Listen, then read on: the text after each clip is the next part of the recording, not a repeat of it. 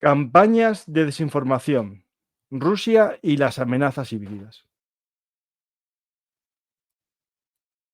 Hola a todos, bienvenidos a Bellum Artis, actualidad militar y geopolítica. Y hoy vamos a hablar de espías, espionaje, agentes, desinformadores, medios de comunicación y mucho más con un nuevo amigo de Bellum Artis, espero, Nicolás de Pedro, experto analista en estos líderes de la inteligencia y de la seguridad. Vamos a hablar con él y espero que os guste lo que nos va a comunicar y a desvelar. Hola Nicolás, ¿qué tal? Hola Paco, muy bien, encantado de estar en tu canal, muchas gracias por invitarme. Hoy vamos a hablar de un tema que está a flor de piel en las redes sociales, ¿no? Yo creo que existe un campo de batalla ahora mismo, que es el campo de batalla virtual. Ya desde tiempo, inmemoriales, desde Roma, había campañas de desinformación. Y a mí me viene a la cabeza, voy a hacer autopublicidad, aquí a Cayo Mario, él hizo una campaña de información para que le votasen, pero su sobrino, político, Julio César, fue víctima también de campañas de desinformación cuando le acusaron de relaciones con un rey asiático y Mitridates. Y bueno, hay de esos bulos y noticias falsas ya había en Roma, España sufrió muchas y ahora en el siglo XXI esto está a flor de piel, ¿no, Nicolás? No, totalmente, y además está muy bien que lo presentes así porque evidentemente lo que es la desinformación o manipulación política pues ha existido desde que hay comunidades políticas, o sea que nos podemos retrotraer pues hasta Mesopotamia o más atrás quizás. O sea que esto evidentemente ha existido siempre y seguirá existiendo, y el uso, bueno, pues de manipular, ¿no? O en fin, de manipular la información con fines los que sean, ¿no? Esto está claro. Me imagino que cuando decías España, pues te refieres a la leyenda negra, ¿no? Obviamente, claro, justo, que sí. Es un ejemplo pues, de manual, ¿no? De una operación de información para desacreditar un adversario, ¿no? En este caso la monarquía hispánica, y que, bueno, pues tiene tanto éxito que perdura en nuestros días, ¿no? Aunque ahí la particularidad es probablemente que la leyenda negra, si ha sobrevivido tantos siglos, Gracias a los es gracias a los españoles, o sea, sobre todo, ¿no? O sea, esto sería un poco una particularidad para hablar otro día, pero bueno, pero evidentemente es un ejemplo perfecto, ¿no? O muy, muy bueno de la potencia que puede tener eso, que incluso siglos después, pues es un tema, ¿no? Pues que bueno, pues genera todavía moldea mucho las percepciones, ¿no? Y todavía es un asunto que muy, muy presente, ¿no? Yo creo que el punto distinto, ¿no? O por qué es relevante ahora, ¿no? O por qué estamos ante un desafío que evidentemente, que como tú bien comentas, no es nuevo, pero que tiene algo de nuevo, es el hecho de la digitalización, ¿no? Porque eso sí que permite que la velocidad se multiplique pues exponencialmente, ¿no? O sea, sea instantáneo, y la escala, ¿no? Y además la segmentación. Es decir, que actores con fines hostiles, ¿no? Yo trabajo mucho las cuestiones que tienen que ver con Rusia, China, Irán, ¿no? Fundamentalmente Rusia, evidentemente pueden llegar a las audiencias en Occidente, que es su target, ¿no? Es su objetivo prioritario, de una manera prácticamente instantánea, masiva, con unos costes muy bajos, e incluso puede segmentar audiencias, ¿no? Puede decidir, puede moldear los mensajes en función de a qué audiencia se está dirigiendo. Y esto es una novedad, y además, y concluyo con esto, el problema que tenemos, ¿no? Yo hablo en plural participativo en clave occidental, el problema que tiene Occidente o las democracias occidentales es que nuestro entorno es abierto y lo queremos mantener así, ¿no? Nuestras sociedades están construidas sobre las libertades individuales, las libertades públicas, los derechos políticos, ¿no? El derecho de información, de expresar nuestras opiniones o de decir tonterías. Quiero decir, pero todo eso es lo que queremos preservar, ¿no? El problema es con la digitalización cómo preservar eso sin que tampoco le estés facilitando a quien te quiere destruir que tenga un acceso pues limpio, libre y directo y masivo al corazón de tus sociedades, ¿no? Este es el dilema que enfrentamos, ¿no? Este es el kit de la cuestión que vamos a ir planteando ahora. Como muy bien dices, esto lo conoces por tu trabajo. Es decir, esto es importante que aquí, aparte de un aficionado de nacimiento, porque si no nadie se mete al trabajo que tú tienes, de un enamorado en gran parte de la historia, de la geopolítica, de todo lo que decora seguro tu estantería de atrás, te dedicas profesionalmente al análisis, ¿no? Al análisis de... Sí, exacto. Yo trabajo desde hace bueno, desde hace unos 20 años o así, más o menos, trabajo en el ámbito de los think tanks, ¿no? Que es los centros de investigación, vamos, o investigación aplicada, que suena un poco pomposo. Se utiliza este anglicismo, pero bueno, centros de estudio de relaciones internacionales. ¿Perdón? Tanque de pensamientos. Tanque de pensamientos, sí. Lo que pasa es que la traducción es un poco rara, ¿no? Sí. O se le llama a veces laboratorio de ideas, que es realmente no es un laboratorio en el sentido de que estés probando cosas y tal. Esto tampoco son un gobierno en la sombra, que también hay mucha leyenda, ¿no? Con esto. Desde luego en España no lo son. Y en Estados Unidos tampoco, ¿no? Que Estados Unidos es un poco la meca del mundo de los think tanks. Es verdad que los think tanks americanos son los más potentes, ¿no? Los que tienen más recursos. Pero yo no diría en ningún caso que son un gobierno en la sombra. Evidentemente sí tienen más influencia que lo que puedan tener think tanks en España, ¿no? Que realmente, además, los think tanks que acaban teniendo más impacto en España son los que menos conoce la gente, ¿no? Que son los económicos, el Círculo de Economía, FEDEA, ¿no? Que hacen informes que sí pueden al final transformarse en algunas políticas o tener influencia en que determinadas políticas se adopten o no se adopten, ¿no? Pero bueno, entonces yo me dedico a eso desde hace unos 6 años, más o menos, sí, 6, 7. Trabajo en un think tank en Londres, ¿no? Y entonces, bueno, pues de ahí el San Benito, ¿no? Los que sigan las redes en Twitter y tal, pues ya saben un poco el San Benito que me... Anglófilo. Sí, bueno, anglófilo no me molesta, ¿no? Porque o sea, anglófilo... Pero vamos, digamos, va un poco más allá de eso, ¿no? Digamos, el San Benito que me persigo, que me ponen algunos, es ese, pero bueno, yo... en fin, yo hago mi contribución, la que buenamente puedo, ¿no? A España. O al conocimiento de la sociedad española, ¿no? Claro. De asuntos internacionales y eso es, ¿no? Entonces yo me dedico a esto profesionalmente. Todas las opiniones son válidas, ¿no? Obviamente, ¿no? Pero evidentemente hay opiniones. O sea, este es el dilema siempre, ¿no? Yo no me pondría a opinar con un cirujano, ¿no? Si tiene que operar así o así, porque yo no tengo ni idea, ¿no? En estos temas opina todo el mundo y eso es bienvenido, ¿no? Pero eso, bueno, pues a veces tiene también contraindicaciones, ¿no? Eso es positivo y también tiene la contraindicación de que, pues en última instancia, en redes sociales o en cualquier entorno público, pues al final en el entorno que vivimos ahora, pues tiene el mismo valor, pues no sé, la opinión de un astrofísico que la de un astrólogo, ¿no? Entonces, pues no es lo mismo un señor que te echa las cartas, pues que un señor que sabe realmente cuántos planetas, constelaciones y demás hay por ahí, ¿no? Este es un tema que tiene que ver con lo que va el tema de hoy, ¿no? Con la desinformación. Una de las bases, ¿no? que mueven todo este mundo de las redes sociales es la igualdad, ¿no? Es decir, todo el mundo es igual. Mi opinión es tan válida como la tuya. ¿Qué importa que tú tengas 3 carreras universitarias? Yo tengo un teclado, ¿no? Es decir, esto es así, por desgracia, la democracia es también eso, pero la democracia es también valorar la opinión de las personas en razón a los conocimientos. Eso sí, no discriminar a una persona para que adquiera conocimiento, eso es lo importante, porque ahí... No, eso por supuesto, no, eso está claro. Lo que pasa con Internet, que es cierto que a día de hoy cualquier opinión es válida. Las opiniones son válidas en razón al número de seguidores que tienes también. Es decir, yo eso lo veo, es decir, yo tengo un canal de YouTube, lo voy fraguando poco a poco y veo que hay gente que dispara los seguidores de una manera impresionante, porque a veces también se puede apoyar el crecimiento de un canal para que a partir de ese momento tenga más fuerza, es decir, en desinformación, ¿no? Es decir, si habla esta persona muy bien, pero tiene 50 seguidores, no le va a escuchar nadie. Le compro, le regalo 50.000, ¿no? No, es verdad que, o sea, que tener 3 carreras o 3 doctorados o demás tampoco te garantiza que alguien no diga tonterías o no se equivoque, ¿no? Esto es así. Entonces, es verdad que en el mundo académico también hay pues mucho vendehumos también. Yo también soy del mundo académico, soy profesor también en la universidad. O sea, quiero decir que hay de todo. O sea, como en todos los sectores y en todos los gremios, pues hay gente sólida y gente menos sólida, ¿no? Y esto es así. Entonces, bueno, tiene ahí pues contraindicaciones. También hay gente autodidactas o gente que tiene simplemente cuentas en Twitter y lo hace por pura afición, que hace un trabajo estupendo. O sea, yo sigo a mucha gente que me parece que hace un trabajo estupendo y les sigo precisamente por eso. Y desconozco si tienen estudios superiores en esto o no, o si se dedican a esto profesionalmente o no, pero da igual, o sea, que también tiene una parte positiva. O sea, que es difícil, ¿no? O sea, es difícil establecer un baremo para decir estas opiniones si son más válidas y estas menos, ¿no? Francamente, pues no sé cómo se resuelve ese dilema, pero lo cierto es que, claro, que tenemos pues lo mismo a veces, pues hay pues vendedores de humos o vendedores de crecepelo, ¿no? En versión siglo XXI, que tienen una enorme influencia, ¿no? O capacidad de generar opinión, y a veces pues eso no es malo, ¿no? O en fin, no es todo positivo, y a veces pues pues gente mucho más válida tiene mucho menos impacto, ¿no? Y el problema, entre otras cosas, ¿no?, en relación con lo que estamos hablando hoy, es que eso evidentemente también se ve desde fuera, ¿no? O también lo ve quien quiere explotar eso de forma hostil, ¿no? Para alimentar determinadas narrativas, ¿no?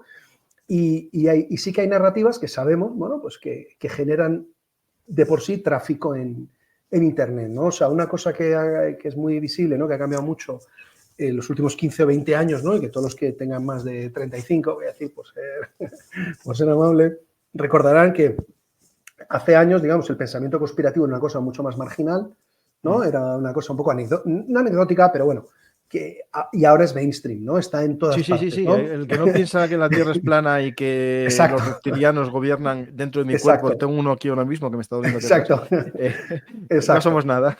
Exacto. Entonces, eso sí que ha sido un cambio muy, muy importante, ¿no?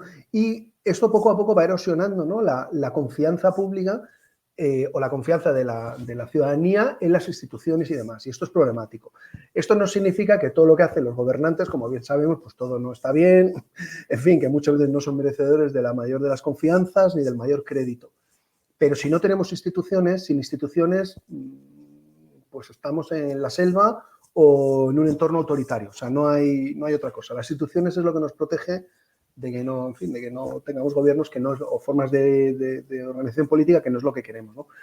Entonces, encontrar un equilibrio y resolver esos dilemas es en lo que yo creo que el gran dilema que estamos, porque evidentemente no se trata, que se dice mucho, ¿no?, de Ministerio de la Verdad, censura, pues obviamente yo personalmente obviamente no estoy claro, por eso. Yo tampoco, porque sobre todo si el que maneja el ministerio no me gusta, pues no me gustará la censura que haga, y si es de los míos tampoco me gusta que haga censura. Lo que sí que tenemos que tener en cuenta es lo que comentas, ¿no? Si esto es un campo de batalla virtual, ¿no? Hay que vigilarlo para que no se ataque nuestra forma de vida desde dentro. Es verdad que nuestro mundo no es perfecto, hay cosas que a mí no me gustan, pero claro, lo que hacen estos campañas de desinformación es incrementar los miedos que tenemos todos, los defectos que tiene nuestra sociedad, pero lo que nunca hacen es mostrar los defectos de la que supuestamente es mejor. Sí, claro. Es decir, esto hay, sea de un lado o de otro, me da igual exactamente cómo queramos.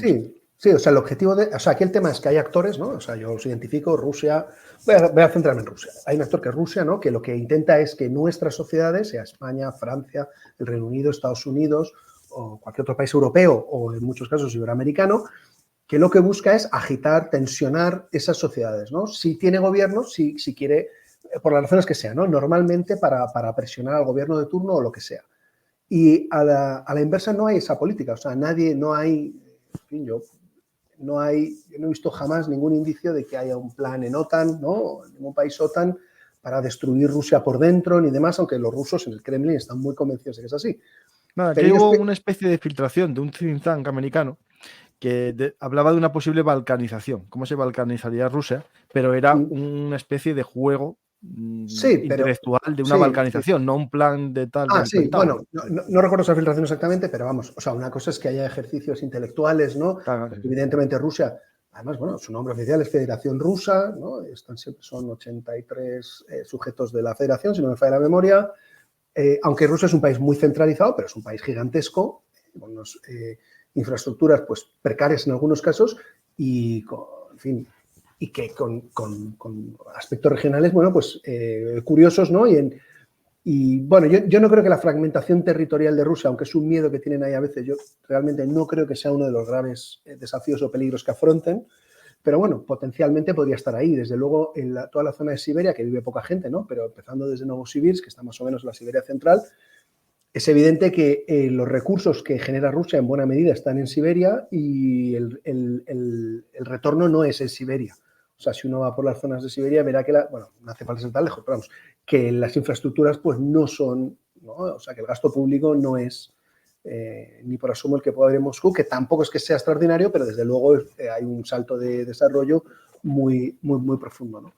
Pero bueno, el caso es que hay actores, ¿no?, que, por volver a lo que estamos comentando, perdón, que perdí un momento el hilo, que tienen esta política de agitar hacia adentro. Evidentemente Rusia no quiere mostrar, al revés, o sea, lo que intentan es, yo cierro mi sociedad. De hecho, Rusia y China lo que han hecho en los últimos 15 años es básicamente ir cerrando cada vez más su espacio informativo, ¿no? O sea, el modelo para Rusia es, no va a llegar nunca a tener probablemente el modelo que hay en China, ¿no? Que es que tú le das tus datos biométricos al Estado chino y para operar tienes que estar todo el rato identificado, ¿no? En tu dispositivo móvil y demás, ¿no? Llenar todas las ciudades de cámaras, etcétera, etcétera, ¿no? O sea, un control muy intrusivo, muy invasivo, donde la privacidad del individuo pues, no se respeta.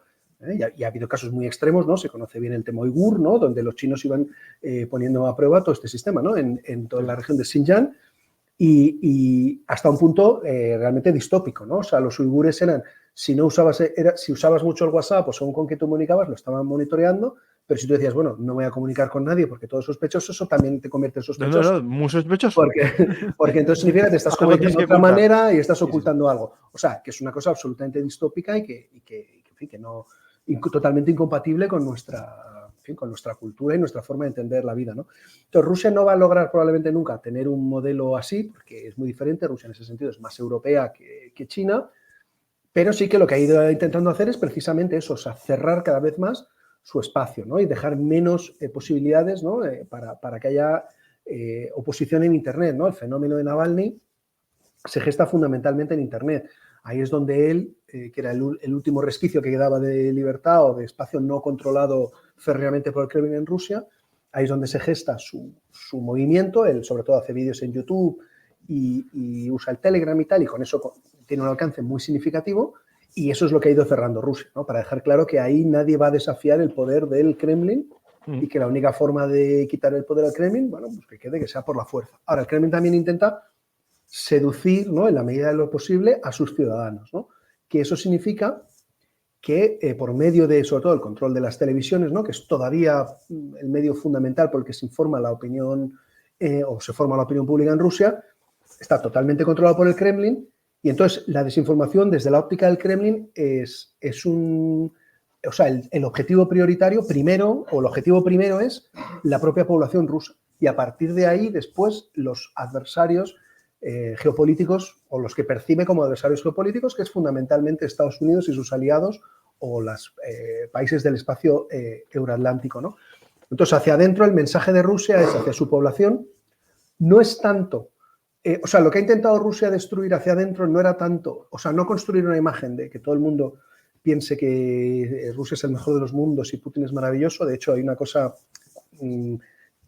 curiosa o que quizás la audiencia no sabe, que es, igual que en los años 70 y 80 era muy difícil encontrar comunistas en la Unión Soviética, ¿no? O sea, era mucho más fácil encontrar comunistas en España, en Italia, en Francia, en Alemania Occidental, ¿no? O sea, en el mundo occidental, en el lado oeste del muro, digamos, en la Unión Soviética era difícil, ¿no? De ahí todos esos chistes, ¿no? Riéndose un poco del estado de las cosas y demás que circulaban, que era una forma de... O sea, que eso reflejaba y mostraba el descrédito del proyecto soviético a ojos de los propios ciudadanos soviéticos, ¿no? Bueno, pues hoy día es mucho más fácil encontrar mariachis, ¿no? O superfans de Putin en Occidente que en la propia Rusia, ¿no? Que esto es algo que no se suele conocer bien o comprender bien, ¿no?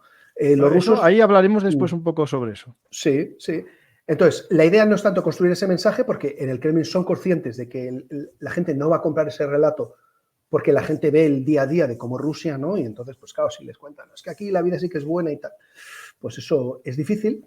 Pero lo que sí ha hecho el Kremlin y ha tenido relativo éxito es tratar de destruir la imagen de Occidente entre los propios rusos, ¿no? Porque en Rusia había mucho, o sea, la percepción del Kremlin era que como los rusos querían la idea, ¿no? Esta idea idealizada de lo que es la vida en Europa, que tiene que ver fundamentalmente con los estándares de vida, ¿no? De estándares de calidad de las cosas y demás.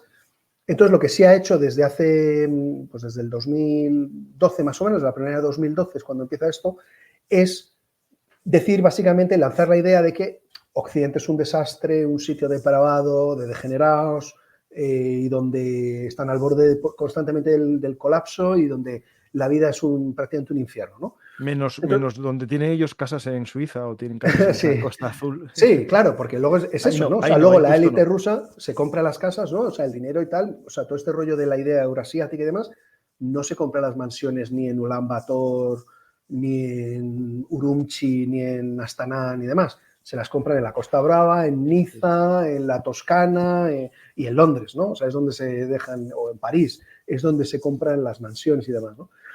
Pero ese discurso que ha tenido, bueno, pues ha calado, ¿no? Ha tenido cierto éxito dentro de Rusia, en parte, ¿no? Para mucha gente, con esta idea de que Europa es degenerada.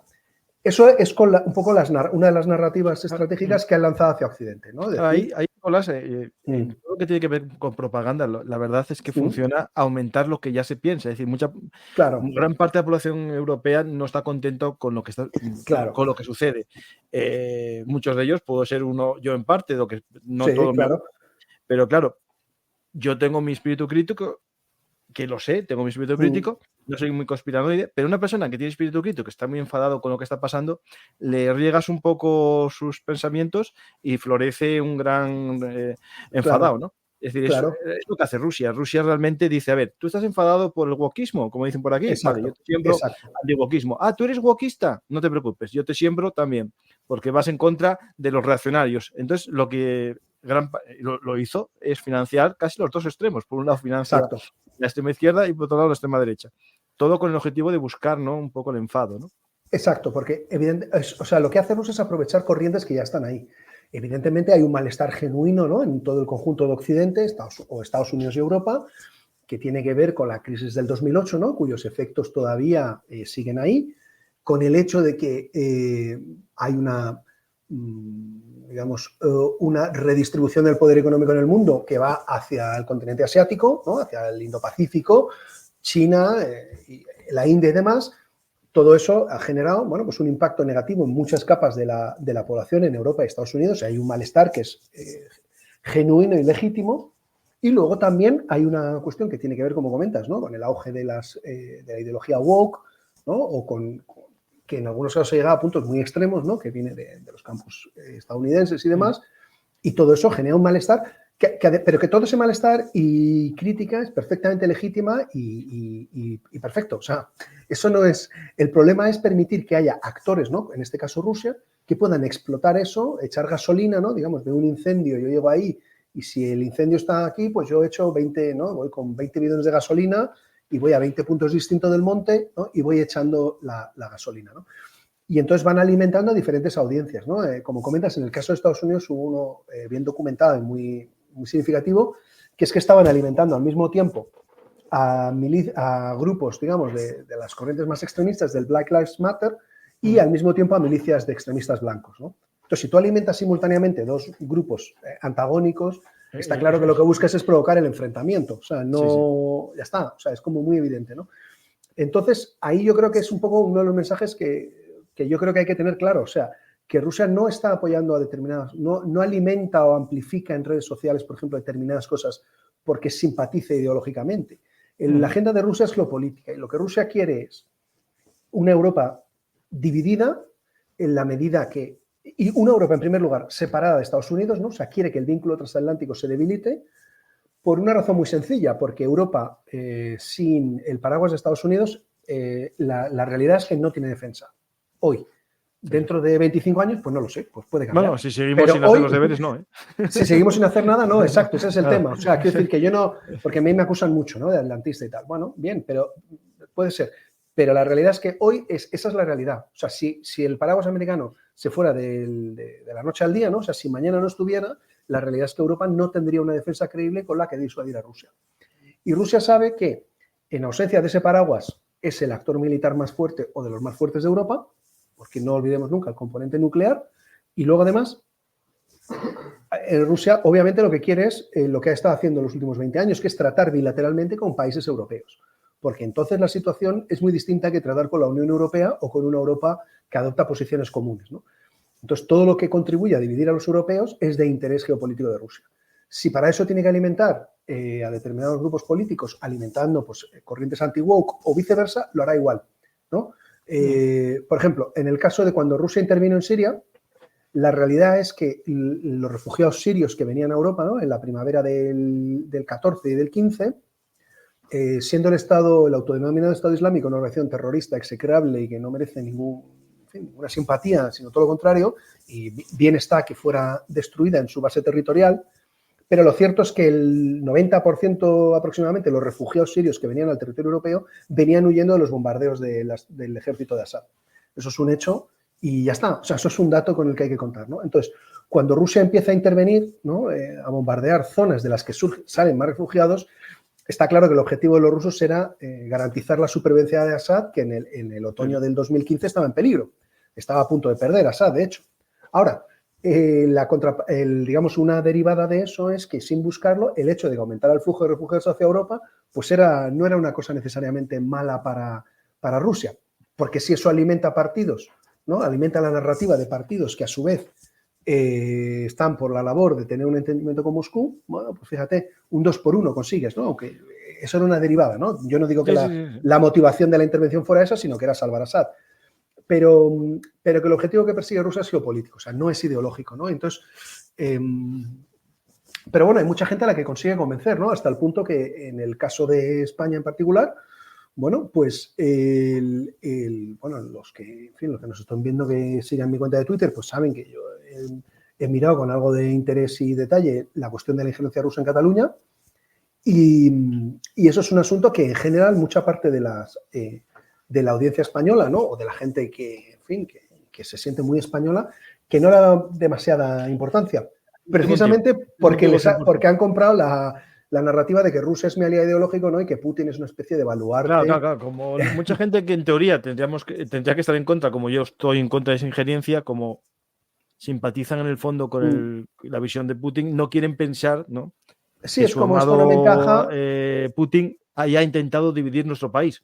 Y con la ayuda de otros, que los culpables son los independentistas. No, está claro. Es igual que lo que estamos comentando. O sea, él dijo, espera, que aquí hay unos que quieren ser independentistas, espera, que voy yo a ayudarles. La culpa no está de él, sino de los otros. Sí, obviamente él no ha creado, o sea, Rusia no crea esto, evidente, ¿no? Que, por ejemplo, Enrique Juliana, ¿no? Hace unas semanas puso un tuit absurdo, ¿no?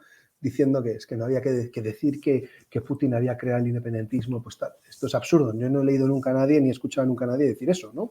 Evidentemente lo que Rusia vio fue una oportunidad porque, evidentemente, bueno, pues el independentismo tuvo un momento de mucha fuerza, ¿no? 2016, 17, hasta el 19, pues tuvo un momento probablemente de mucha fuerza y ya está. Y entonces, el asunto además no respondía a la relación bilateral entre España y Rusia, sino a la oportunidad de que el impacto que puede tener la quiebra de un país que es pues la cuarta economía del euro, y un país grande dentro de la OTAN, y un país en el que además todo lo que sucede en España, bueno, pues tiene un eco importante en el conjunto de Iberoamérica. Entonces ese es el cálculo, esas son las lentes de las que le estaba viendo Rusia. Y esto hay que pensarlo, que estaba todo mediante por ahí la toma de Crimea en el 2014, las sanciones, claro. Todo andaba dando vueltas en esos momentos, o el pensamiento de hacerlo, ¿no? Hay un tema que es verdad que en España, al principio cuando se rumoreó, porque al principio fue un rumor, aquello del puerto, que habían pensado intercambiarlo por un puerto, una base militar cuando fuese independiente, parecía broma, la gente dejó de lado, después empezó a aparecer ya informes de la Unión Europea, pero siempre te desmentían, a mí me llamaban de todo, y ya cuando empieza a ser eso ya una noticia que aparece digamos en los tribunales, que ya hay gente que lo está investigando, la Unión Europea lo pone sobre la mesa, ¿no? Ya parece que sí, pero ahora ¿qué pasa? Que a la gente ya no le importa porque como fue hace ya mucho tiempo, ya no se habla, ¿no? El problema es que si se hizo una vez se puede hacer otra, es decir, eso está claro, y el problema es que incluso ahora mismo los que lo hicieron pueden que estén hasta amnistiados. O sea, no sé eso. Sí, no, esto seguro, vamos, o sea, bueno, es el último escollo que queda, ¿no? De hecho, uno de los pocos escollos que queda para la aplicación de la amnistía, por la cuestión de la traición, ¿no? Y porque es difícil de presentar en Europa. Claro, estás hablando todo el día de que tienes que sellar el espacio europeo, ¿no? Frente a la actividad hostil de los rusos en la última década, y tú vas y haces una ley de amnistía que permite que quienes han estado en esto pues se vayan de rositas, pues es difícil de presentar en Bruselas cuando además el Parlamento Europeo te ha sacado varios, ahora no recuerdo, 2 o 3 resoluciones hablando de, ¿no? Indicando No, y España, que se investigue y tal, ¿no? Nicolás, y España y el gobierno de España, el partido del gobierno, aprobó en Europa Sí, poco antes una votando resolución esa en contra resolución. de esto. Exacto. Sí. Exacto. Pues eso es Sí. difícil de vender, ¿no? Ahora, lo más probable, bueno, pues no lo sé, pero tal como pintan las cosas, lo más probable es que efectivamente esto acabe teniendo poco recorrido o ninguno judicial, ¿no? Sí. Ahora, en España lo que hemos visto al final, bueno, pues es que yo creo que es importante que se tenga en cuenta, bueno, pues que son informes de la Guardia Civil, de la Comisaría General de Información de la Policía Nacional, del Centro Criptológico Nacional, o sea, que, en fin, y bueno, y de la Audiencia Nacional y de un juzgado de instrucción de Barcelona. Entonces, bueno, pues si queremos pensar que todo eso está manipulado por Soros, tal, los anglos y no sé qué, pues entonces sí tenemos un problema muy gordo. Sí. O hay algo de realidad, ¿no? De evidencia, y por eso, en fin, pues la policía, la Guardia Civil, la justicia y los servicios de inteligencia han alertado o hacen informes al respecto. En fin, es difícil de entender, ¿no? O sea que, bueno, pero esto, bueno, refleja también que España tenemos una cultura de tema estratégica y de tema de seguridad nacional pues bastante débil o endeble, ¿no? No es un tema que preocupe mucho. No a la opinión pública en su conjunto, que esto entra dentro de lo normal, ¿no? Y pasa seguramente en todos los países, pero sí pero más bien entre las élites, ¿no? Entre las élites ilustradas, ¿no? Desde luego entre la clase política y demás. Tenemos mucha tendencia a infravalorarnos como país, ¿no? A vernos un poco como, ¿a quién le va a importar lo que pase con nosotros o lo que hagamos nosotros?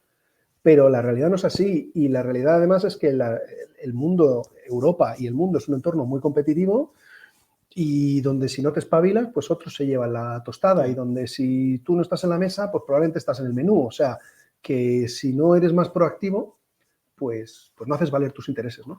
Pero tenemos un poco esta conciencia de país un poco muy amable, ¿no? Muy abierto, ¿no? Y todos los visitantes, en fin, todos los turistas, todo el mundo es muy bienvenido, somos un país de gente simpática, pero luego tenemos percepción, o sea, somos muy ensimismados solo en nuestra pequeña disputa doméstica, ¿no? Y vemos poco más allá, ¿no? Y nos parece que los demás, ¿cómo van a tener interés en nosotros, ¿no? Y la realidad es que sí, o sea, la percepción que hay sobre España, fuera de España, es muy diferente a la que tenemos nosotros. O sea, la percepción es más como un país, bueno, pues con una relativa potencia, ¿no? Con un peso importante, y en el que muchas veces en Europa ha habido demanda de que España fuera más proactiva, ¿no? O sea, había la expectativa de que España jugara un papel más proactivo por su propio peso, ¿no? Tanto de términos de población, de su economía, de su profundidad histórica, ¿no? De sus lazos con toda Iberoamérica, etcétera, etcétera.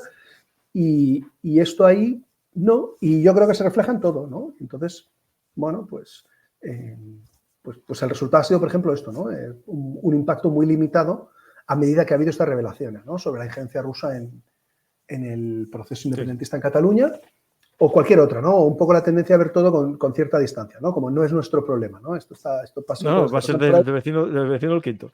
Y ya está, no es lo nuestro, ¿no? O sea, lo nuestro. Y luego es un error también, porque, por ejemplo, se dice mucho ahora, ¿no? O sea, es evidente, ¿no? Y yo lo comparto, vamos, que España, su foco prioritario es el sur, ¿no? Es evidente, ¿no? O sea, donde tienes ahí amenazas de todo tipo, ¿no? Incluidas potenciales amenazas territoriales, viene del sur. Esto es evidente. Pero solo cerrarte en ti mismo no te hace necesariamente más potente ni más fuerte. Porque uno de los cambios que ha habido en los últimos 20 años, ¿no? Y que debilita la posición de España, en mi opinión, es claramente que ahora, Marruecos siempre ha tenido mucha entrada y mucho acceso en Washington, pero en los últimos 20 años yo creo que ese acceso se ha reforzado, y desde luego en el marco de los acuerdos, los llamados acuerdos Abraham, ¿no? Del 2020, pues el valor estratégico de Marruecos en Washington todavía se ha multiplicado o es mayor, ¿no? Mientras que el de España en los últimos 20 años se ha ido disminuyendo progresivamente, ¿no? O sea, la importancia que puede tener España para Estados Unidos. Que eso no significa que Estados Unidos sea hostil a España, no, pero que le interesa poco, básicamente. Sí, bueno, que no nos ve importante geoestratégicamente ni nada de esto. Claro. Y los intereses que tiene ya están, ¿no? Que son las bases, o sea, Rota y Morón, y ya está, y lo demás va todo por el cauce normal de las cosas. Pero por desgracia le valdría también Tánger y... Bueno, yo creo que no, o sea, yo creo que... A ver, yo soy soldado americano, y entre que me manden a una base en Rota y una Tánger, lo tengo bien claro, o sea, eso, sí, por eso. O sea, y la estabilidad también, pero... Claro, yo creo que eso... Sí, o sea, geográficamente no es tan distinto, obviamente, pero yo creo que todavía eso no está en riesgo, ¿no? por las razones estas que comentas, ¿no? Y por toda la industria aledaña que hay allá, ¿no? Y que da servicio y demás. O sea, yo creo que todo eso y porque en última instancia España sabes que, pese a todo, bueno, pues seguirá ahí, ¿no? Incluso aunque perdiera parte de su territorio, me refiero, ¿no? En fin, yo qué sé, esta confederalización que estamos viendo estos días, pero incluso en esas, pues el entorno seguirá siendo estable y pacífico, ¿no? Mientras que en el norte de África, bueno, pues puede ser que sí, pero también puede ser que no, ¿no? Digamos, es como aparentemente la probabilidad de que hubiera alguna crisis más profunda, pues está ahí, ¿no? Marruecos puede tener, bueno, esta carrera armamentística es con Argelia, ¿no? No es fundamentalmente con España, aunque en última instancia impacta el equilibrio de fuerzas con España, pero el foco es con Argelia. Bueno, España en principio no va a tener una guerra convencional con ningún vecino, ¿no? Incluido Marruecos. No parece tampoco lo más probable, ¿no? Entre otras cosas porque Marruecos, para los intereses que tiene con España, no necesita recurrir a, que son Ceuta, Melilla, el Sáhara, ahí puede presionarnos de muchas otras maneras, Sí, pero ya son no, mucho más efectivas. y efectivas. También de amenazas híbridas de estas, sí. Exacto, con muchos menos riesgos, ¿no? O sea, que no tendría sentido que lanzaran un ataque, ¿no? En fin, yo creo, vamos. Pero el punto que quiero hacer es este, ¿no? Que la idea de que es que si nos centramos en, o sea, si tú tienes más peso en Bruselas, sea en el marco OTAN, o sea en el marco Unión Europea, o en Londres, o en Washington, vas a tener más fuerza para defender tus intereses con respecto a las plazas de soberanía en el norte de África o con respecto a las Canarias, sus aguas territoriales, ¿no? En su zona económica exclusiva, etcétera. En cambio, si estás muy cerrado, ¿no? Y estás todo el día diciendo que Bruselas no te interesa, ¿no? Sea la OTAN, sea la Unión Europea o las relaciones con el Reino Unido, con Estados Unidos, bueno, pues es una opción. Quiere decir que pues, si la opinión pública pues decide eso, pues bueno, pues bien. O que los partidos políticos, en función de los votos, deciden eso, pues bien. Pero eso no significa que tu posición con respecto a Marruecos sea más fuerte, ¿no? Y bueno, pero ahí está un poco este malentendido, ¿no? O sea, cuanto más internacionalizado estás o cuanto más presencia tienes en sitios importantes, es más probable que tus intereses, o sea, porque el objetivo es ese. España a veces no explicita bien, en mi opinión, vamos, en mi modesta opinión, no explicita bien a veces sus intereses, ¿no? Y a ti lo que te interesa es tener tus intereses muy claros para meterlos en Bruselas y que sean los intereses también en Bruselas, que es lo que hacen otros actores. Sí. Nosotros somos mucho más pasivos en eso, ¿no? A esto me refiero. O sea, que podríamos ser mucho más... En algún gobierno hubo algún intento de, no sé, me acuerdo con una ley agraria una vez que sí que hubo un intento con Polonia de hacer un eje de población, claro, porque demográficamente es muy potente los dos y se intentó, y otras veces ya se dicen, lo que digan los demás, nosotros votamos sí, y eso, claro, al final es lo que te hace perder fuerza, ¿no? Al final sabe, España va a votar que sí. Exacto, exacto. Y luego además somos muy seguidistas, ¿no? Del eje franco-alemán y por razones un poco ingenuas o naif, ¿no? O sea, que históricamente puede tener sentido, ¿no? Pues quieres salir del aislamiento, que si el franquismo tal, vale, muy bien, pero una vez que ya te reenganchas con Europa, ¿no? Digamos, ya estás normalizado políticamente o en todos los sentidos, bueno, pues puedes tener una agenda un poco más ambiciosa que sigue siendo igualmente leal con el proyecto europeo, pero efectivamente, ¿no? Pues, por ejemplo, explorar coaliciones con Polonia o con Italia o con otros actores, ¿no? España ha sido muy lo que digan Francia y Alemania, ¿no? Un problema ahora, por ejemplo, es que Francia y Alemania, pues, bueno, pues siguen teniendo una relación estrecha, pero claramente no están alineados en muchos temas. Y claramente hay ahí disfuncionalidades en el llamado eje franco-alemán. Entonces, si tu única opción es ese seguidismo, pues te quedas sin opción o te quedas muy, muy mermado, ¿no?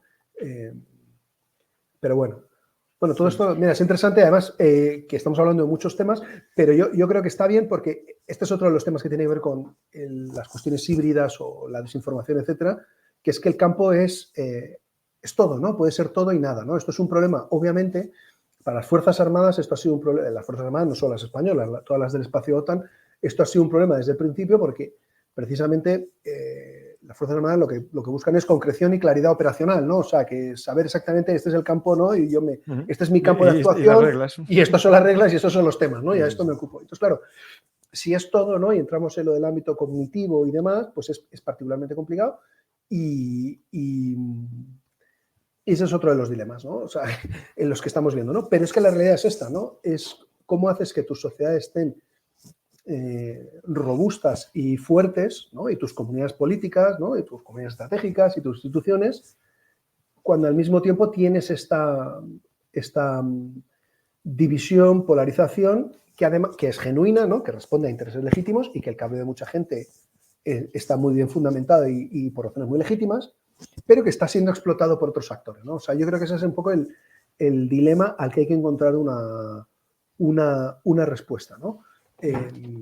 Y bueno, como ya hemos comentado antes, ¿no? Que no consiste, o no creo que esa sea la solución en ningún caso, ni censuras, ni ministerios de la verdad, ni nada de esto, ¿no? No va de eso, pero alguna respuesta tienes que darle también, ¿no? O sea, que eso no significa que, bueno, esta no es la respuesta, de acuerdo, pero tienes que seguir explorando para encontrar alguna respuesta, ¿no? ¿Qué países lo han hecho bien, ¿no? O se están enfrentando a este tema de forma más eficaz? Bueno, pues no sorprendentemente los estados bálticos, Finlandia y Polonia. ¿Por qué? Porque en todos estos 5 países tienen muy claro cuál es el origen del problema. Sí, sí. Y saben de dónde es el problema, ¿no? Y entonces, cuando tienen claro que alguien está manipulando su ámbito, ¿no? Su espacio público y demás, reaccionan en general todos a una, ¿no? Y todos los actores también son serios y responsables con esto. Nadie intenta tampoco sacar provecho, ¿no? O sea, nadie mezcla un asunto, como estamos viendo en España, ¿no? Un asunto que puede afectar, voy a ser súper neutro, un asunto que puede afectar a una cuestión de una corruptela política que puede afectar al partido en el gobierno, nadie lo mezcla con este tema, ¿no? Con una cuestión más estratégica, ¿no? O sea, se tienen que disociar bien las dos esferas porque tú tienes un problema estratégico que tiene que ver con esto, ¿no? Con un actor hostil. Porque imaginemos, ¿no? Pensando a futuro, ¿no?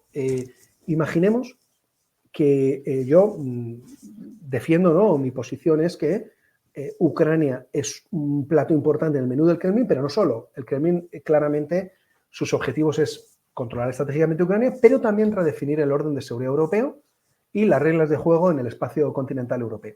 Es decir, que estamos todos potencialmente en el menú. Que aquí estamos a este lado de los Pirineos, más alejados del centro neurálgico de esta disputa, de acuerdo, pero eso no significa que no nos afecte o que no tenga que ver con nosotros. Entonces, supongamos que el Kremlin decide testar en algún momento la credibilidad o viabilidad del artículo 5 de la OTAN. Es decir, la idea de que un ataque contra uno es un ataque contra todos, ¿no? Aunque no es exactamente así el artículo, pero bueno, básicamente esa es la esencia.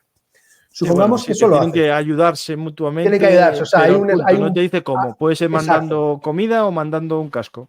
Exacto, hay un punto ahí de ambigüedad, ¿no? ¿Por qué? Porque en última instancia, ¿no? Porque la gente a veces dice, uy, ha caído un trozo de un misil o de un dron, ¿no? Pues en Rumanía o en Polonia y puede ser ruso. Esto se prefiere la Tercera Guerra Mundial. No es así.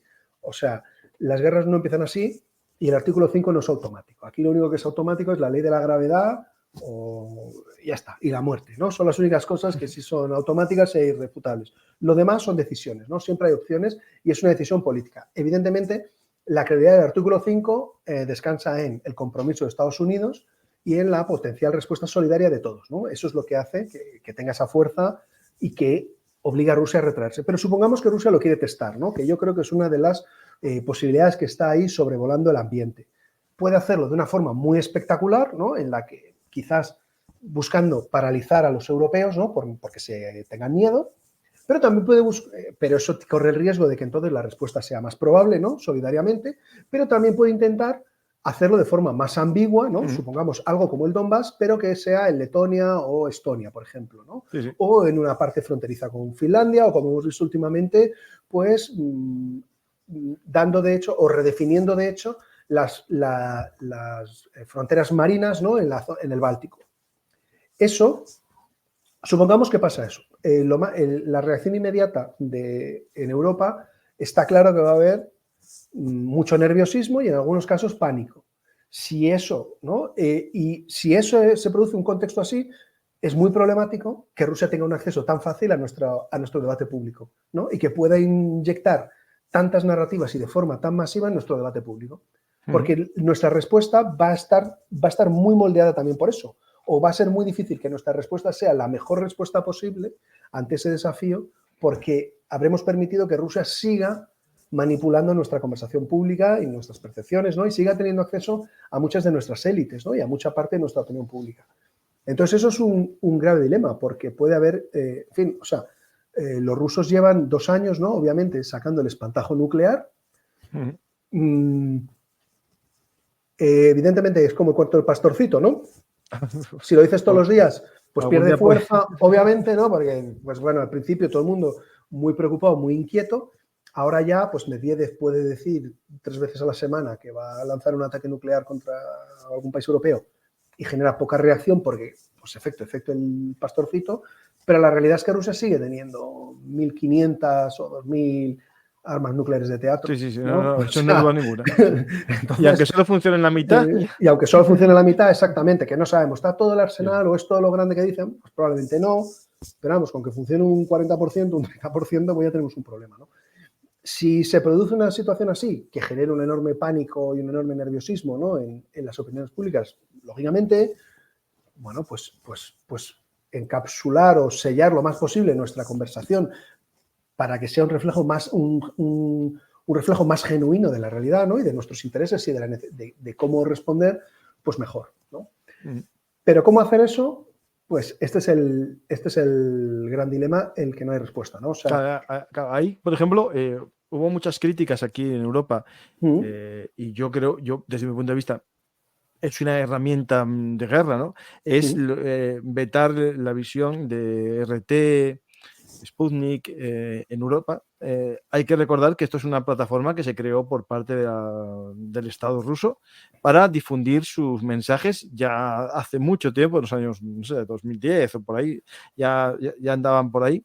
Llegaron a tener incluso espacio en cadenas de televisión ordinarias porque habían comprado a televisiones locales su repetidor. Exacto. Al igual que, por ejemplo, en España, Isfahan, ¿no? La iraní, que en Madrid lo transmitían y había un gran político español que llegó a ser vicepresidente que tuvo su espacio ahí. Lo digo porque parece que se nos olvidan las cosas, ¿no?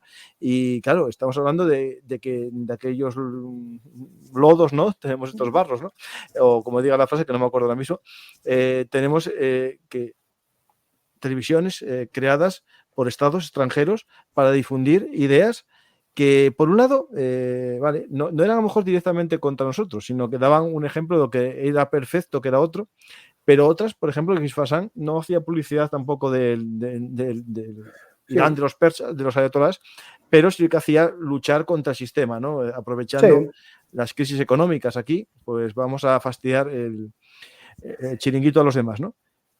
Sí, esto, ahí yo creo que el punto de partida importante es que la iraní, ¿no? Hispan TV, RT, Sputnik, no son exactamente medios de comunicación, o sea, están concebidos como armas. O sea, la idea de Rusia es que la información y el espacio de comunicación informativo es una guerra permanente. Y está en guerra permanente y entonces las informaciones y las televisiones son armas o los carros de combate que tienes, ¿no? Para esto. Entonces es muy distinto de, pues yo qué sé, la radiotelevisión española, la BBC o cualquier otra, ¿no? Que tienen sesgos, que en el caso de televisión española hay siempre un sesgo en favor del gobierno de turno y tal, indudable. O sea, esto pero es casi más para publicidad interna, para ver. Pero es una cuestión doméstica, exacto, pero es una cuestión doméstica, es para atizar a la oposición y tal. O sea, tiene que ver mucho con la disputa política doméstica. Pero no está concebida para desestabilizar, pues no sé, Argentina, Colombia, ¿no? O sea, España no tiene una política. Cuando hay elecciones en Argentina o Colombia, pues el gobierno de turno español pues puede tener en fin, simpatías, ¿no? O preferencia por uno u otro candidato, ¿no? Pero no pone esa maquinaria al servicio más allá de, bueno, pues una cobertura que puede ser, pues con algo de sesgo y tal, ¿no? Pero no es una maquinaria concebida para, pues ahora vamos a desestabilizar este gobierno, ¿no? Y demás, ¿no? Mientras que RT y Sputnik sí. Y de hecho la propia editora en jefe de RT, bueno, pues lo ha dicho así varias veces, ¿no? Es famosa por hacer esa apreciación, ¿no? De esto es un arma como cualquier otra, venía a decir, ¿no? Y el arma no la construye, o sea, es mejor que construyas el arma antes de que empiezan las hostilidades o la guerra, ¿no? No en mitad de la batalla, te va a costar más, ¿no? Entonces, a mí ese veto a RT y Sputnik me parece bien, ¿no? Porque además, tengamos en cuenta que Rusia está constantemente diciendo que está en guerra con el occidente colectivo, que eso somos nosotros. Entonces, si tú tienes un actor que dice que está en guerra contigo, pues si le vetas que sus medios de comunicación o sus armas de comunicación lleguen a tu población, eso no tiene que ver con la libertad de expresión. Pongo un ejemplo para que todo el mundo lo entienda. En mitad de la Segunda Guerra Mundial, cuando los nazis estaban bombardeando Londres, si las autoridades británicas desmantelaban una emisora de radio nazi, nadie pensaba que eso tenía que ver con la libertad de expresión o con dar otros puntos de vista y demás, ¿no? Sino que evidentemente esto está siendo un arma que está siendo utilizada para atacar a tu población, ¿no? Aunque sea o no sea consciente, a lo mejor tu población, ¿no? Entonces, a mí ese veto como tal me pareció bien y me parece que no tiene nada que ver con una cuestión de libertad de expresión o de difundir otros puntos de vista o demás, ¿no? Que, bueno, alguna gente lo interpreta en esa clave, ¿no? Yo creo que erróneamente porque es un arma, ¿no? Que en manos del No, y Estado de hecho ruso... muchos siguen dando el mensaje que daba RT. De hecho, Exacto. lo ven con VPN y lo transmiten. Exacto. Este es el problema, que el veto luego, o sea, tiene una parte de eficaz, ¿no? Porque es verdad, ya no están los paquetes, ¿no? Antes lo podíamos ver, pues yo tengo Movistar en mi casa, ¿no? Cualquiera que tuviera algún paquete de estos normalmente estaba, o en cualquier hotel, o en fin, etcétera. Ahora es un poco, ese acceso es un poco más limitado, pero ese no era, digamos, su impacto más potente. No, dicen que el problema no es la RT, sino que la RT es al servicio de Putin. Si estuviese al servicio del pueblo ruso de forma neutral, Sí, pues no habría no. problema. Bueno, claro, si fuera un canal de televisión normal y corriente, pues entonces ningún problema, está claro. O sea, el problema no es que sea ruso, el problema es que lo está utilizando un régimen con fines hostiles, básicamente, ese es el tema. Ahora, la Unión Europea, como este es un terreno muy delicado, ¿no? Pues se ha dado por satisfecha con ese veto que, como bien comentas, con las VPN y con el hecho de que RT, para que siga un poco estos temas, cambia la URL cada 2x3 y va creando webs espejo y no sé qué, y muchas veces prácticamente puedes acceder sin VPN también. O sea, luego han ido incrustando sus vídeos porque el objetivo básicamente es crear narrativas que luego se difunden en redes sociales, ¿no? Sea Telegram o Twitter, ¿no? Entonces lo que han ido es incrustando los vídeos, tuvieron un problema, les hizo más daño, yo creo, bueno, también les hizo daño lo que se llama en inglés el de sacarlos de la plataforma, ¿no? En YouTube, el de platforming, ¿no? Porque para incrustar los vídeos, ¿no? Porque esto de incrustar los vídeos, obviamente, contribuye mucho a que los vídeos se difundan y se vean, ¿no? Estos clips cortitos, ¿no? Que se incrustan ahí en los mensajes de Telegram o de Twitter, pero eso lo han cubierto con el Fcontakte, ¿no? Que es un poco el Facebook ruso, para poder seguir incorporando los vídeos, ¿no? Metiendo los vídeos ahí, incrustando los vídeos en los tweets o los mensajes de Telegram. Entonces, la Unión Europea no ha ido más allá precisamente porque se siente incómoda en este terreno, ¿no? Porque el poder político, y está bien que así sea, ¿no? En general se siente incómodo, pues, entrando ahí muy a saco en el terreno de la comunicación. Porque, como digo, ¿no? Como creo que he dicho justo al principio, bueno, pues nuestras sociedades están construidas sobre la idea de la libertad de información, derechos individuales, la libre difusión de información y de expresión y de pensamiento, ¿no? Y así debe ser, y eso hay que preservar. Pero claro, los rusos tuvieron un momento, o sea, en el febrero del 22 los rusos tuvieron un momento de debilidad o de quedarse un poco a la zozobra y un poco en una posición incómoda. ¿Por qué?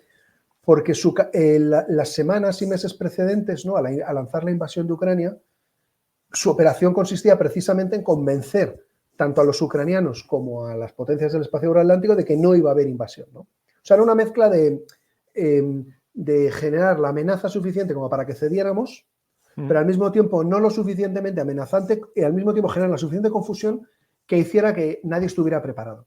Y en primer lugar los ucranianos, ¿no? Si recuerdan a quienes nos estén viendo, a Zelensky le costaba creer, ¿no? O sea, de hecho no tenía preparadas defensas. Yo el primer programa que hice, que invito a la gente a verlo en el canal de Historia, no había ni una trinchera, ni un búnker, no había nada en las calles. Exacto. Y esa campaña de los rusos tuvo efecto, ¿no? ¿Por qué? Porque los ingleses y los americanos estaban haciendo pública su inteligencia, ¿no? Esto que se llamó disuasión por... Sí, habían dicho que iban a atacar en una la semana. Fecha, porque ejes, ¿no? Los 3 ejes de invasión, etcétera.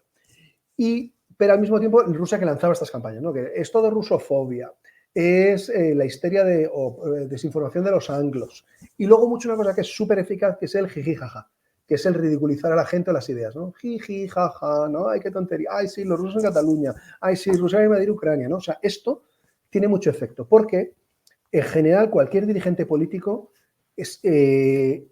lo único que no suele soportar o llevar bien ningún dirigente político es quedar en ridículo. O sea, que le pillen mintiendo o tal, esto le preocupa menos que una situación en la que parezca un personaje ridículo, ¿no? O sea, los líderes políticos no quieren eso, ¿no? En general, vamos. Y yo creo que Zelensky, como el resto, pues tenía miedo de quedar un poco en ridículo, ¿no? Como si yo sobre reacciono y me he creído esto y aquí estoy cavando trincheras, ¿no? Y mira, aquí estoy cavando una trinchera y que luego estén jijijaja durante... No, o peor, que les estoy al final pues, incitando a que me ataquen. Eso, bueno, y que además luego esto, Ucrania el miedo que tenía también es que genera un impacto económico. Y pensaban que igual luego una invasión, pero claro, tú estás diciendo todo el día que va a haber una guerra, y lógicamente pues la inversión que pueda llegar al país pues se va a retraer, ¿no? Porque dices, hostia, yo pues antes de abrir, yo que sé, una cafetería o una fábrica aquí, me espera a ver qué pasa, ¿no? Entonces, esto tuvo mucho impacto en que nadie se lo creyera.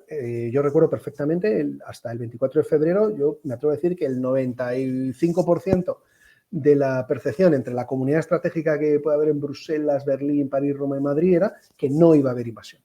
Que era un ejercicio de diplomacia coercitiva, que los rusos estaban sacando músculo, que querían intimidar, pero que no iba a haber invasión. Y eso, en mi opinión, era resultado de dos cosas. Una, de que los rusos habían tenido éxito generando esta campaña de confusión, ¿no? De jiji jaja, de qué tontería, esto es rusofobia, histeria de los anglos, todo este rollo. Y la segunda tiene que ver con que los europeos hemos eliminado la guerra de nuestro pensamiento. O sea, para nosotros la guerra es una cosa del pasado, de los libros de historia, o que pasa fuera de Europa. No nos parece que sea algo que tenga que ver con nosotros, ¿no? Y esto está muy bien, en el sentido de que es el resultado de 70 años de paz en el continente europeo, después de la Segunda Guerra Mundial, aunque bueno, está la Guerra Fría, obviamente, que en España la vimos un poco desde la barrera, o un poco ajenos a ella. El problema que tiene es que el cálculo era que, como para nosotros no tiene sentido porque Europa no hacemos guerras, entonces otros tampoco la van a hacer. Y lo cierto es que los rusos no piensan así. Este es un tema que hay que tener muy en cuenta, que es que los rusos, bueno, en fin, la comunidad estratégica rusa, no me estoy refiriendo a cualquier ciudadano o persona de origen ruso, sino a su comunidad estratégica, su forma de pensar es radicalmente distinta. Entonces ellos tenían claro que iban a invadir. Entonces, perdona, termino en un minuto. Entonces, en febrero del 22, obviamente los medios rusos y sus altavoces, ¿no?, en Europa o lo que sea, quedan muy desacreditados porque, claro, si tú llevas 2 meses diciendo que no va a haber invasión, para el que no lo recuerde o no lo sepa, a principios de febrero del 22, ¿no?, de 2022, el embajador ruso en Madrid organizó una rueda de prensa a la que convocó a la prensa, en fin, a los que llevan temas internacionales, los medios aquí en Madrid, para decirles que lo que iba a haber una invasión era todo pura mentira, una... No, me acuerdo de aquello de que las tropas se volvían a sus bases cuando realmente iban hacia las posiciones de ataque. Pero todo era mentira, ¿no? Era como que tontería y jijiga. Entonces, claro, habría mucha gente que a lo mejor le creyó, ¿no? Porque viene el embajador, te lo dice en tu cara y dices, bueno, pues será verdad, puede ser. Pero claro, el 24 de febrero todo eso quedó muy desacreditado, ¿no? Y quienes estaban diciendo que, en fin, que todo era mentira y demás, pues su credibilidad se vio un poco resentida, ¿no? ¿Qué ha hecho Rusia, no? Más luego el veto a RT y Sputnik, que se impuso relativamente rápido, pues todo eso los dejó relativamente a contrapié durante algunas semanas y meses, ¿no? Eso sumado a que en el Kremlin estaban convencidos de que lo de Ucrania iba a ser un paseo, ¿no?, que en 3 semanas habrían ejecutado a Zelensky a su gobierno y los habrían reemplazado con un gobierno títere, un poco al modelo húngaro en el 56 o en Kabul en el 79, ¿no? Y como eso no pasa, el Kremlin está unos meses, muy a contrapié. Pero pasado un año, pues claramente empiezan a recuperar la energía o la atracción, y lo que han entendido, ¿no?, es que el mecanismo más eficaz también es tener proxies, ¿no? Es decir, fuentes interpuestas, ¿no?, personas interpuestas que son en muchos casos nacional, y esto pasa, no son problemas solo de España, ojalá esto pasa en todos los países europeos. En todos lados. Sí, personas interpuestas, ¿no?, que por afinidad ideológica, por razones emocionales o de sentirse parte de algo, o de puro y simple dinero, ¿no?, la razón que sea, por pura convicción, por la ideológica, ¿no?, pues puede haber, o sea, por la razón o por que amor. sea, por amor, o sea, que por la razón que sea, bueno, pues voluntariamente, ¿no?, deciden contribuir a esas campañas, ¿no?, a difundir esas narrativas. No, esto es porque acertamos la fecha de la invasión. Ah, muy bien, muy bien. Hicimos un programa y acertamos. Muy bien. Nicolás, justo hablando de proxies y de todo esto, hay una noticia ahora misma, y a lo mejor ya la sabes, calentísima. Sí, lo acabo de ver. De Pablo González, el periodista que está preso en Polonia desde el comienzo de la guerra, de febrero del 2022, justo estos días del comienzo. Siempre se hablaba de que no había cargos, de Polonia decía que era espía. Pues cosas de la vida hoy mismo. Lo acaban de intercambiar los rusos por espías occidentales que tenían en prisión ellos en Rusia. Si alguien te intercambia por espías, es que tú eres un espía. Yo no voy a decir más, no quiero mojarme más, pero nadie en la vida cambió a alguien que no tiene nada que ver contigo con espías. La noticia la pongo para que no digáis que soy yo. Última hora, liberado el periodista español Pablo González en un intercambio de presos entre Rusia y Polonia, según su abogado. Pero me voy al país, no quise coger así demasiado, Sí, sí. a lo mejor tal, y cogí el país, y el periodista español Pablo González liberado en un intercambio de presos. Pero bajas un poco más abajo y el periodista Óscar López Fonseca amplía un poco la información y sacamos cosas entre líneas, ¿no? Dice aquí que es intercambiado tal, desde febrero del 2022, como ya dije yo. Aquí está, que ha supuesto también la puesta en libertad de Evan Gershkovich, Sí, sí, el corresponsal en Moscú de Wall Street Journal, condenado el mes pasado a 16 años de prisión por un tribunal ruso, según ha confirmado al país el abogado Gonzalo Boyer. Tras aquella sentencia, Gershkovich, de 32 años, bueno, explica aquí un poco más, la inclusión de González, de 41 años, en el intercambio sitúa al periodista español en este último grupo, es decir, el intercambio de espías rusos por espías occidentales. Es decir, es un tema que, bueno, no sé, es un poco autodeclaratorio, ¿no? Es decir, no, era inocente, no tenía ningún cargo y ahora lo intercambian los rusos por espía, ¿no? Es muy llamativo, ¿no? Bueno, es llamativo, tampoco quiero comentar mucho, pero por múltiples razones, pero es llamativo y de nuevo, ¿no? Yo lo relacionaría con lo que estamos comentando en la charla, con la incredulidad, ¿no? También de nuestra opinión pública, de nuestro debate, ¿no? De que pudiera haber, ¿no? O sea, de que Rusia tuviera espías, ¿no? O sea, es como, uy, ¿en España para qué, no? Bueno, pues por lo que digo, o sea, en España tenemos mucha costumbre de mirarnos, de hacernos de menos, ¿no? Y los demás no nos ven así. Y la respuesta tampoco es hacernos de más, ¿no? Pensar siempre que somos los mejores en todo y campeones de todo. Pues no, pero vernos, tener un juicio un poco más ajustado a la realidad de lo que es España, ¿no? Que es un país, bueno, pues grande, importante dentro de la Unión Europea, de la OTAN y ya está. Y con una posición además, bueno, pues importante, a pesar, en fin, con presencia en el continente o con entrada a África, un país europeo fronterizo con África, con un control relativo sobre el estrecho de Gibraltar, o sea, que bueno, pues no, que sí. tiene cierta importancia, vamos, que no y somos sobre todo influencia. Una isla perdida del Pacífico. No, Nicolás, y no es lo mismo, a ver, vamos a ser sinceros, pagar a un youtuber letón que puede tener un alcance, Exacto, bueno, si habla bien inglés puede llegar a mucha gente, pero sí, pagar a alguien que tenga un canal de YouTube aquí en España, a que tenga un mensaje que va a llegar a América y va a tener un alcance de 300, 400 millones de personas, a ver, totalmente. Esa plataforma. Sí, además, igual, con el tema del idioma, ¿no? Que es muy importante, España es un país que esto lo cuida bastante poco, ¿no? O sea, no tenemos conciencia de esto, o poca, relativamente poca, pero Rusia ha invertido mucho. O sea, el canal RT en español era tan importante y prácticamente tenía tantos recursos como el de inglés. Porque inglés está claro que es la lengua universal, ¿no? Que todo el mundo lo puede escuchar o todo el mundo puede leer, ¿no? O sea, que digamos llega a todas partes del mundo, el inglés tiene acceso, el español no, pero el español, pues como comentas, ¿no? Yo creo recordar que la última vez que lo miré en un anuario de estos del Cervantes son casi 500 millones de personas o 500 algo. En Estados Unidos ya creo que son Estados 80 ya, me parece. Exacto, son 80 millones de personas que a lo mejor no todos hablan fluidamente, pero igual 40 o 50 millones sí y otros tantos millones pues tienen un conocimiento pasivo, ¿no? O están expuestos al idioma español.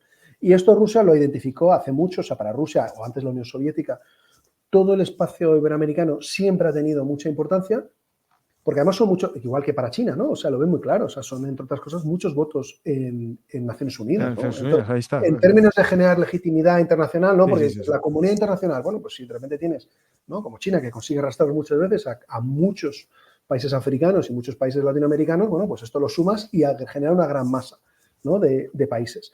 Entonces, por eso han invertido tanto, ¿no? En RT en español invirtieron un montón desde el principio y RT lo cierto es que desde México hasta Chile varía en función de los países, pero tiene una gran entrada, en algunos casos muy, muy potente. En el caso mexicano tienen mucha entrada, bueno, en Venezuela igual, en Cuba se ve, ¿no? O sea, en todas partes se ve y tienen mucha, mucha entrada. Y ahora están intentando claramente, ¿no? Yo creo, desde los últimos año o 2 años, penetrar precisamente hacia las audiencias hispanohablantes en Estados Unidos. Porque eso tiene mucha influencia, ¿no? Y mucha importancia, porque hay un montón ya de senadores y congresistas americanos de origen hispano, ¿no? Y ahí, bueno, su dificultad ya veremos, ¿no? tendrá que ver con equilibrar el hecho de que Rusia en Latinoamérica básicamente sostiene o es un sostén para por regímenes como el de Maduro o Castro Raúl Castro en Cuba, y en Estados Unidos se orienta al contrario, ¿no? A una audiencia mucho más, porque muchos latinos votan, yo creo que hay más latinos, bueno, quizás está dividido, pero hay muchos latinos también o más que votan al Partido Republicano, ¿no? No, claro, no, los de Cuba, los de Venezuela. Por eso, que hay a veces un poco un análisis simplista en España, ¿no? De todas las minorías votan el simplismo estúpido. Yo creo que no. En o sea, Florida. Hay muchos latinos que votan republicano y ahí se ve, hay muchos senadores y congresistas republicanos de origen latino, ¿no? Sí. O sea que, y ahí están entrando, ¿no? Entonces, como digo, ¿cómo van a equilibrar eso? Pues ahí será difícil a veces, ¿no? Porque los rusos y chinos y iraníes tienen una presencia significativa también de México hacia el sur, ¿no? Dependiendo de los países, obviamente, pero ahí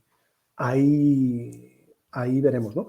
Pero que ellos sí le dan esta importancia, ¿no? No como España, por ejemplo, veamos el ejemplo palmario es la de televisión española, ¿no? La televisión española internacional, para el que la haya visto cuando sale de España y está en algún hotel y tal, no está pensada, o sea, es un poco está pensada, yo creo, pensando en los, pues yo qué sé, la gente que se iba a Alemania, Suiza. No, está pensado en los inmigrantes españoles que viven Está pensada en los inmigrantes españoles. Y de hecho, por ejemplo, yo tengo familia en México y veían Cuéntame. Exacto. Quiero decir que muy bien. No, pero bueno, yo lo veo bien así. Para mí eso es lo que tiene que ser una televisión para conectar con el. Sí, claro. Sí. Pero tampoco tienes que hacer otra que sea noticias de España. Las noticias que hace España en español sobre, por ejemplo, el conjunto del espacio iberoamericano, ¿no? O sea, yo creo que eso sería muy potente, ¿no? Y sería interesante. Pero España no hace nada de eso, ¿no? Y entonces es solo para inmigrantes, bueno, pues que se fueron, que perfecto, que muy bien. Pero claro, ahí pierdes un poco.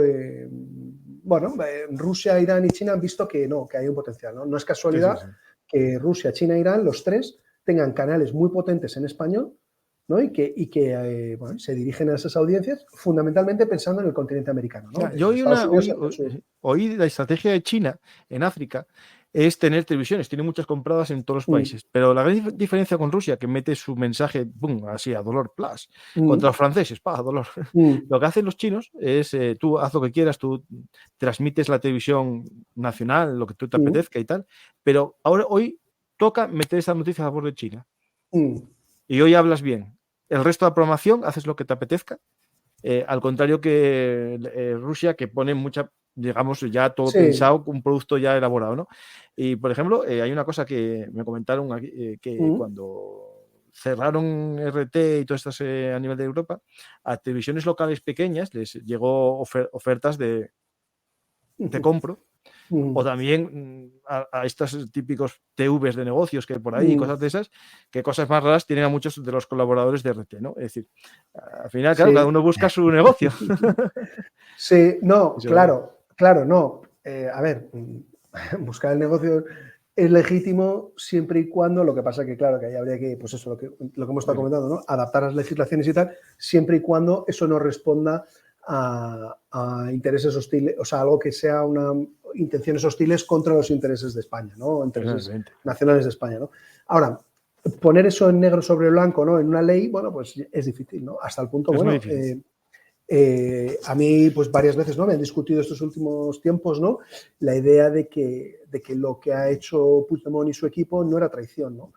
Y yo, pues evidentemente, si se puede demostrar o no y si se puede condenar a alguien por eso o no, eso pues no lo sé. Claro, ellos dirán que nunca se está abierto, a los españoles, pues no pero para mí, vamos, si tú te reúnes con los servicios de inteligencia rusos para trazar un plan sobre cómo secesionar una región de España del resto del país, pues para mí eso, si eso no es un delito de traición, pues me sorprende, ¿no? Pero bueno. Y siendo funcionarios y cargos de... Y encima con dinero público, ¿no? Encima financiado por todos, ¿no?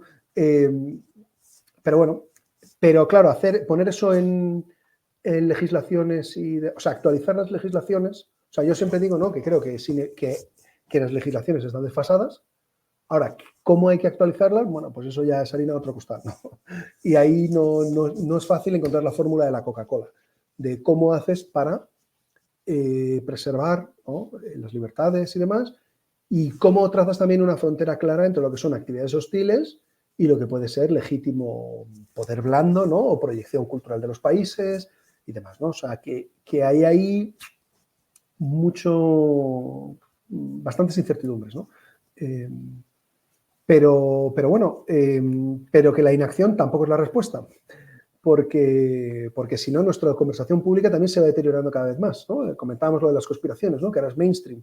Entonces, si vas consiguiendo que toda la población piense que todo lo que se decide, pues, en el Congreso de los Diputados, que todo, que siempre hay un gobierno en la sombra, que tu voto no importa para nada, que lo que tú opines, que todo no importa para nada, bueno, pues deslegitimas el sistema. ¿Puede una democracia sostenerse con un grueso de la población pensando que todo es mentira y que nada importa y demás? Pues yo creo que es difícil. No, es muy difícil. No tenemos precedentes, no lo sé, veremos, pero desde luego eso es problemático, ¿no? Entonces, tengo más, digamos, información o capacidad de formular el problema que de ofrecer soluciones, ¿no? Pero sí creo que el problema es ese. Mira, una cosa que tiene que ver con todo esto, ¿no? Sí. Es hace poco en el informe que hizo el Ministerio, el Ejército de Tierra sobre agentes de influencia y bueno, españoles que participan como altavoces, ¿no? Sí. Como antenas repetidoras de ciertos mensajes. Él hablaban como de 4 pilares de la desinformación. Uno que son las propias ministerios, ¿no? rusos, Sí. los medios de comunicación rusos, que son el segundo pilar, el tercero, que son cámaras de comercio, agregados culturales de las embajadas, y después está el cuarto, que son los españoles, ¿no? o ciudadanos de otros países que repiten todo lo que le están dando, ¿no?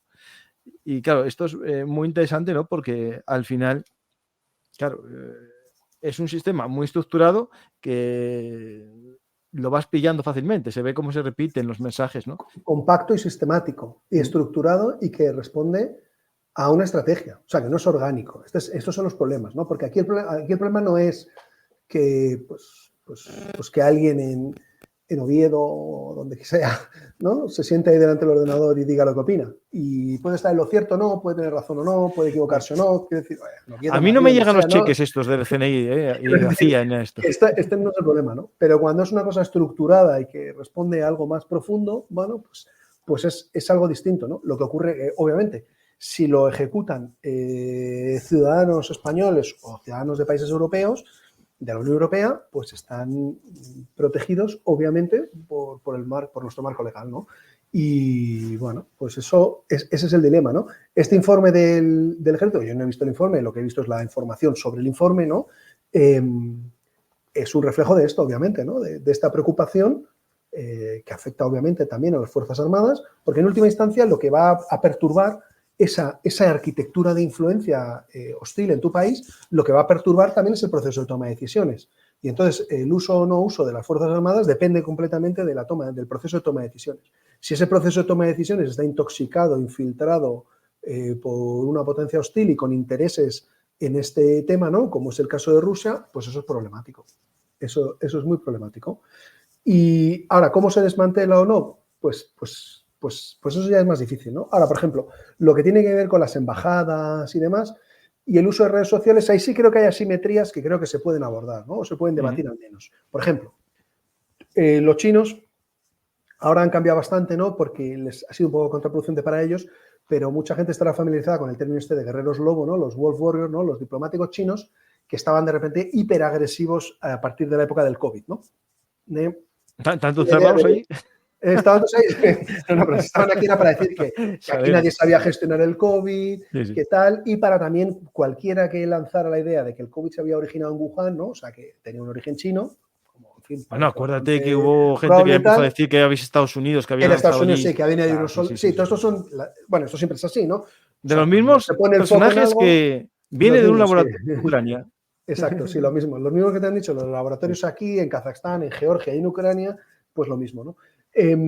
Claro, cuando se pone el foco en Wuhan, o sea, la desinformación siempre funciona así. O sea, las operaciones de desinformación son cuando se quiere tapar un foco de algo, ¿no? Por ejemplo, alguien se cuestiona, oye, ¿cómo se ha gestionado esto del virus? ¿De dónde ha salido, no? ¿Ha salido de un laboratorio que tenéis ahí, porque tienen en Wuhan un centro de investigación en términos de virus y todo esto?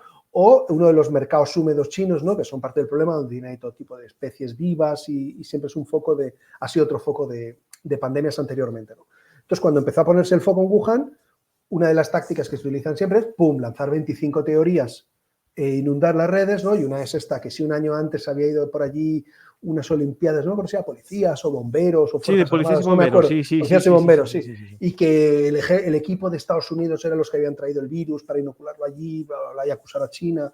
Bueno, estas son una de tantas, ¿no? que se lanzan, pero lo que hacían los chinos era en redes sociales, ¿no? Sus embajadores y diplomáticos hiperagresivos, superactivos, ¿no? Atacando a todo el mundo. Bueno, hay un corresponsal de un medio chino, ¿no? Que está en Bruselas, que realmente no es un corresponsal, o sea, es un agitador que está en Bruselas y que utiliza su cuenta de Twitter para atacar a todo el mundo, ¿no? ¿Qué ocurre? Que si nosotros, o sea, si el Servicio de Acción Exterior de la Unión Europea o el Servicio Diplomático Español quiere dirigirse a la ciudadanía china, no puede. No puede hacerlo sin pasar por el filtro del gobierno chino. O sea, ni tú ni yo podemos abrir una cuenta en ninguna red social sin pasar por el filtro del Partido Comunista Chino y no nos podemos dirigir a los ciudadanos chinos y decirles, oiga, ustedes saben que su gobierno se está metiendo en su teléfono y se está leyendo sus mensajes de WhatsApp a ver qué dice o no dice. Bueno, ahí se llama WeChat, ¿no? Para ver qué dice usted o no dice.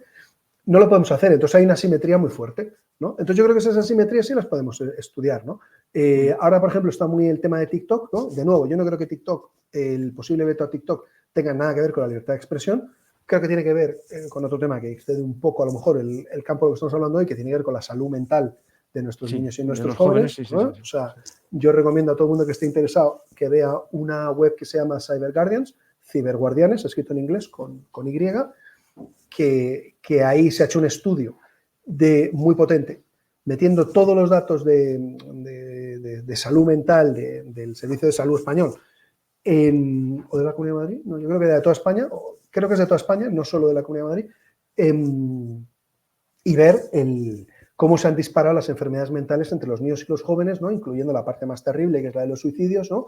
Cómo se han disparado y hay una correlación muy clara con la introducción de redes sociales, ¿no? Del wifi, ¿no? Del uso del wifi. TikTok te puse Y enganche, te puse una especie de enganche, te produce unas subidas Instagram y sí, sí. TikTok, ¿no? A ver, Que una tienen cosa, un claro, impacto está como todo. Es decir, muy brutal, ¿no? yo tengo Ahora, TikTok 10 minutos de subir contenido como el mío, que es de historia y tal, a 5 horas cada día, 6 horas cada día, o más, viendo o más. idioteces, ¿no? Es decir, Exacto, sí. No, claro, está claro. Aquí el tema es que el los tema adultos... está en que este TikTok no está pensado como Instagram o YouTube, que es por dinero, es decir, que te captan por dinero para ganar más publicidad. Estos de TikTok ganan publicidad, pero en el fondo también va detrás, ¿no? Ese mensaje de vamos a destruir a la juventud, Sí, porque dicen que el contenido que dan en exacto, China no es exactamente el mismo. Exacto. Este para mí es un tema clave, ¿no? Porque está relativamente estudiado, ¿no? Y ha habido gente que ha conseguido, o sea, investigadores, ¿no? Que han conseguido crear cuentas, ¿no? Y convencer al algoritmo de que esta cuenta está en China y esta está en Occidente, ¿no? Donde sea, y observar, ¿no? O sea, hacerlo sistemáticamente, ¿no? De forma seria, o sea, una investigación seria y sólida, y ver que los contenidos que ofrece, como tú comentas, son muy distintos, ¿no? Entonces en China te ofrezco contenidos saludables, ¿no? O relativamente saludables, y en Europa, si pienso que eres una chica, no tardo ni 2 semanas en hablarte de anorexia, ¿no? Y de que es fantástico, cómo puedes hacer para no comer, ¿no? Ocultar que no se entere tus padres de que no estás comiendo y bla, bla, bla. O si eres chico, pues yo qué sé, todo tipo de contenido pues, que te agudicen la violencia, cuestiones agresivas, lo que sea, ¿no? O que te depriman, ¿no? Y te lleva al consumo de drogas, yo qué sé. O sea, pero que en cualquier caso, contenidos nocivos, ¿no?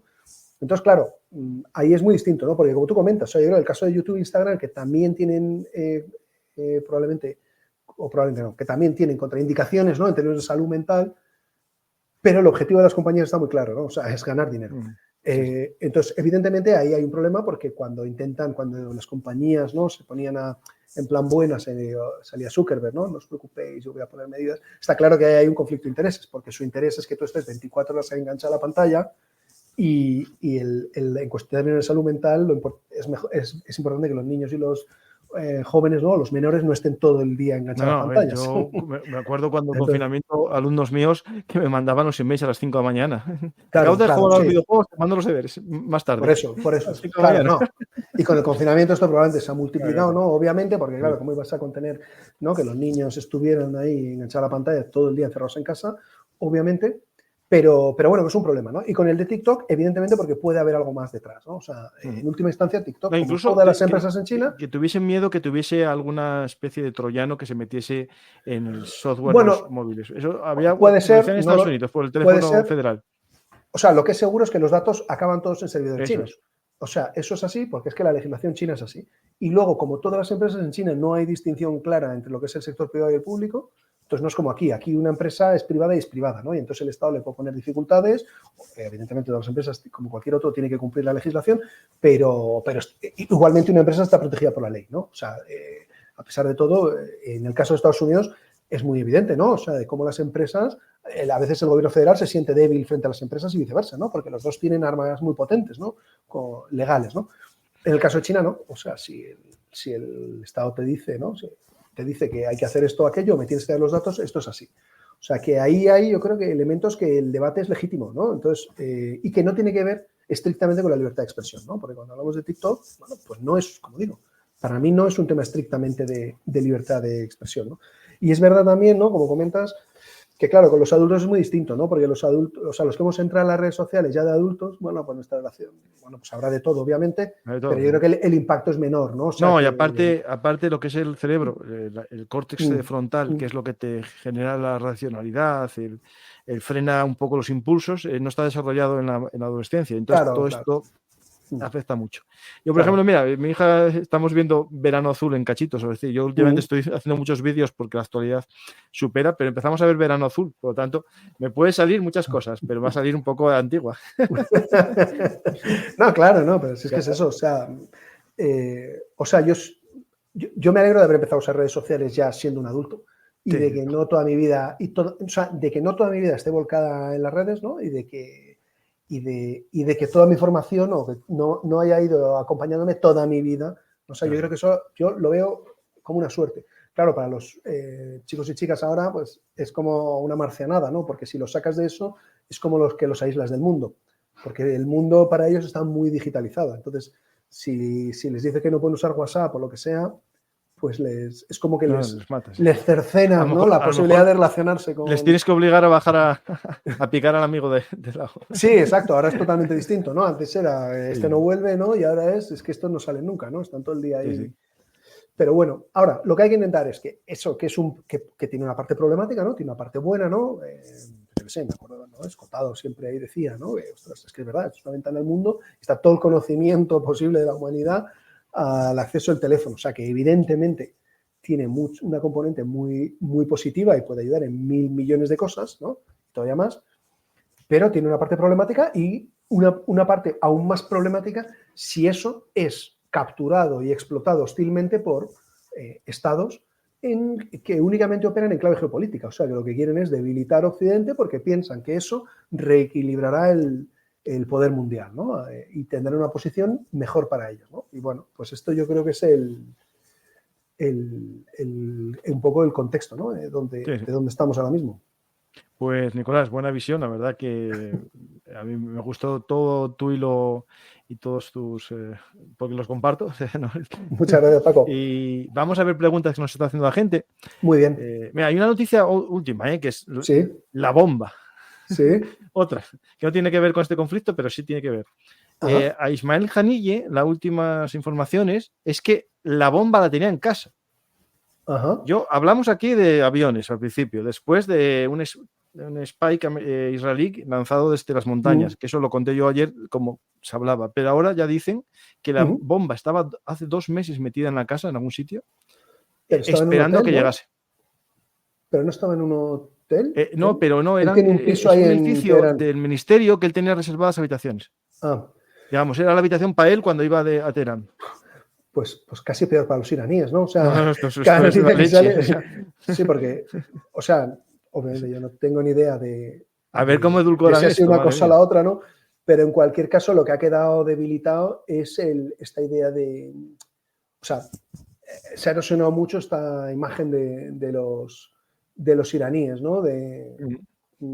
Y si es como tú dices, pues todavía más, ¿no? Porque si estaba ya plantada ahí desde cuando fuera, pues increíble. es como...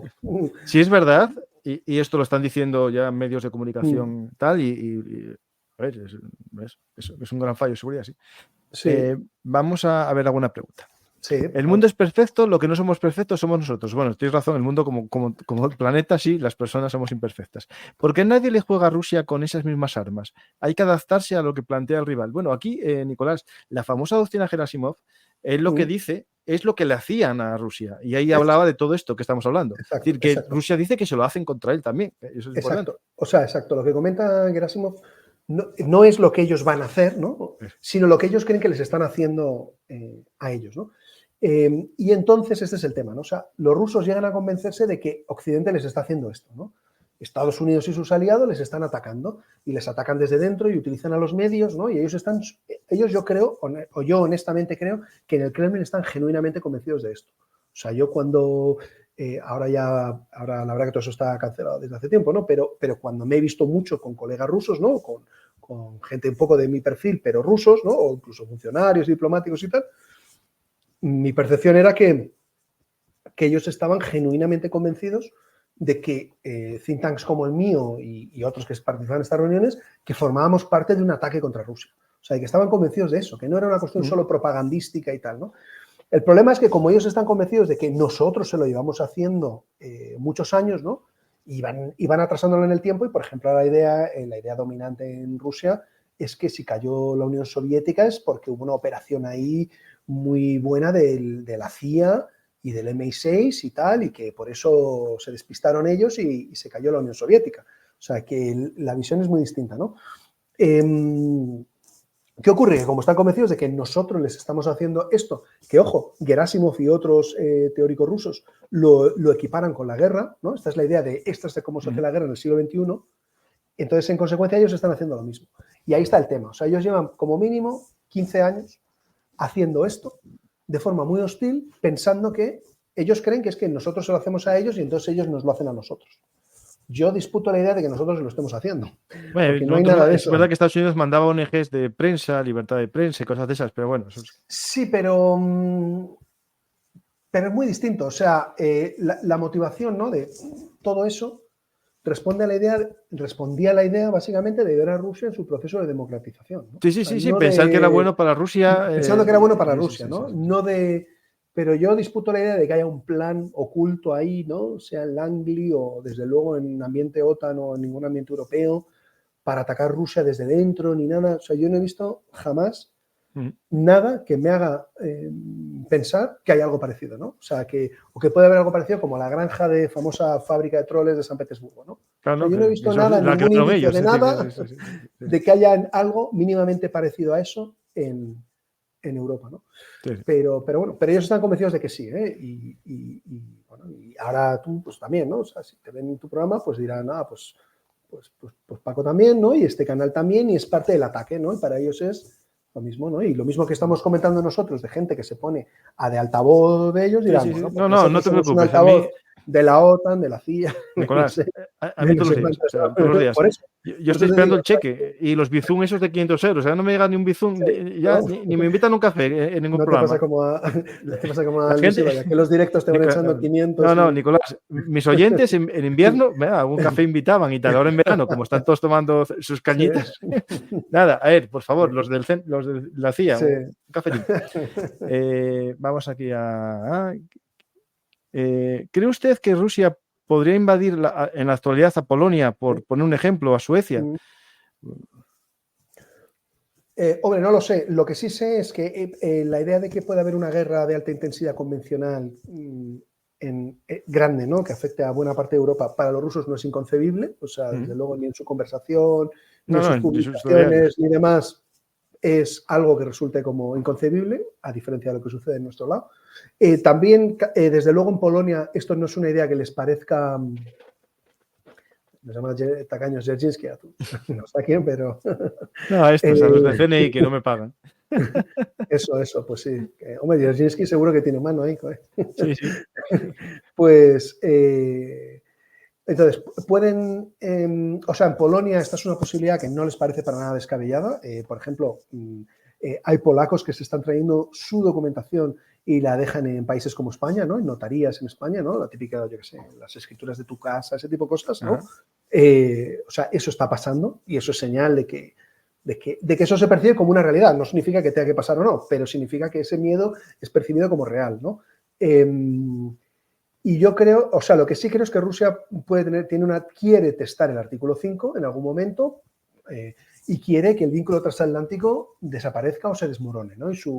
Y su manifestación más tangible es la OTAN y quiere que eso se debilite, ¿no? O se quede reducido a su mínima expresión y en algún momento lo puede intentar. Si eso le lleva a algo tan brutal, ¿no? O así como un ataque a Suecia o Polonia, pues está por ver. Pero a ellos no les parece tan descabellado, ¿no? Desde luego, y lanzar bombas nucleares en París. O la idea de atacar la ruta de suministro que entra por Polonia y que llega a Ucrania, esto se lleva barajando bastante tiempo y de ahí que eso fuera muy sensible y eso tiene que ver quizás con la noticia que comentábamos antes. O sea, en Polonia eso ha sido un asunto muy delicado y muy sensible, ¿no? Todo lo que tenía que ver con esa ruta de suministro, porque Rusia lo considera un objetivo legítimo y evidentemente, bueno, pues podría suponer no dejaría de ser un ataque en zona OTAN, ¿no? En territorio OTAN, si eso pasara, ¿no? Aquí una pregunta que te dice, contesta si quieres, ¿eh? Sí. ¿Quiénes son los potenciales grupos mariachis pro-Putin de España? ¿Qué capacidades tienes que no tengo? A ver, en esto, que me perdone la persona que nos hace la pregunta, ¿no? Pero sí, a ver, yo creo que es bastante evidente, ¿no? Algunos son muy públicos y notorios, ¿no? Y yo entro poco, en fin, el que me siga en Twitter, pues verá que yo no entro, o sea, que está muy claro de qué cogido, qué opino o lo que sea, pero no entro al barro ni me dedico a eso, ¿no? Hay gente que lo hace bien o que se le da bien, ¿no? O que lo hace con gracia, pero yo no lo hago, ¿no? Entonces, a ver, en esos mariachis puede haber de todo, ¿eh? Quiero decir que yo de hecho, a uno de los más notorios mariachis, yo, en fin, pues soy de los que no estoy tan convencido de que necesariamente sea, en fin, que cobre, ¿no? Que siempre se dice, porque es lo que hay mucha gente que lo hace genuinamente, o sea, que lo hace convencido de que está haciendo algo, ¿no? Y tal, y eso es más poderoso, o sea, yo creo que la convicción y cuando uno está convencido de algo, creo que eso es más poderoso que cuando viene alguien y te paga, ¿no? Y tú sabes que estás haciendo algo, bueno, pues por intereses espurios o simplemente porque te pagan, ¿no? O sea, es más probable que si tú defiendes genuinamente tus convicciones políticas, que si te pagan por hacer un anuncio, ¿no? Pues anuncias un refresco, pero pasado mañana te da igual tomarte otro, ¿no? Y si te paga más la compañía, ¿no? Si te paga más la Pepsi que la Coca-Cola, pues anuncias la Pepsi. Yo, Nicolás, eso lo vi, en canales que yo creo que vieron que había más audiencia, a lo mejor, de ese tipo. Claro. O sea que, bueno, yo creo que los mariachis son más o menos públicos y notorios, ¿no? Entonces me voy a abstener, que me disculpe amiga, ¿no? Pero... ¿Qué influencia soviética, esto es importante, tienen las campañas actuales de desinformación? Es decir, todo esto que estamos hablando, la URSS ya lo hacía.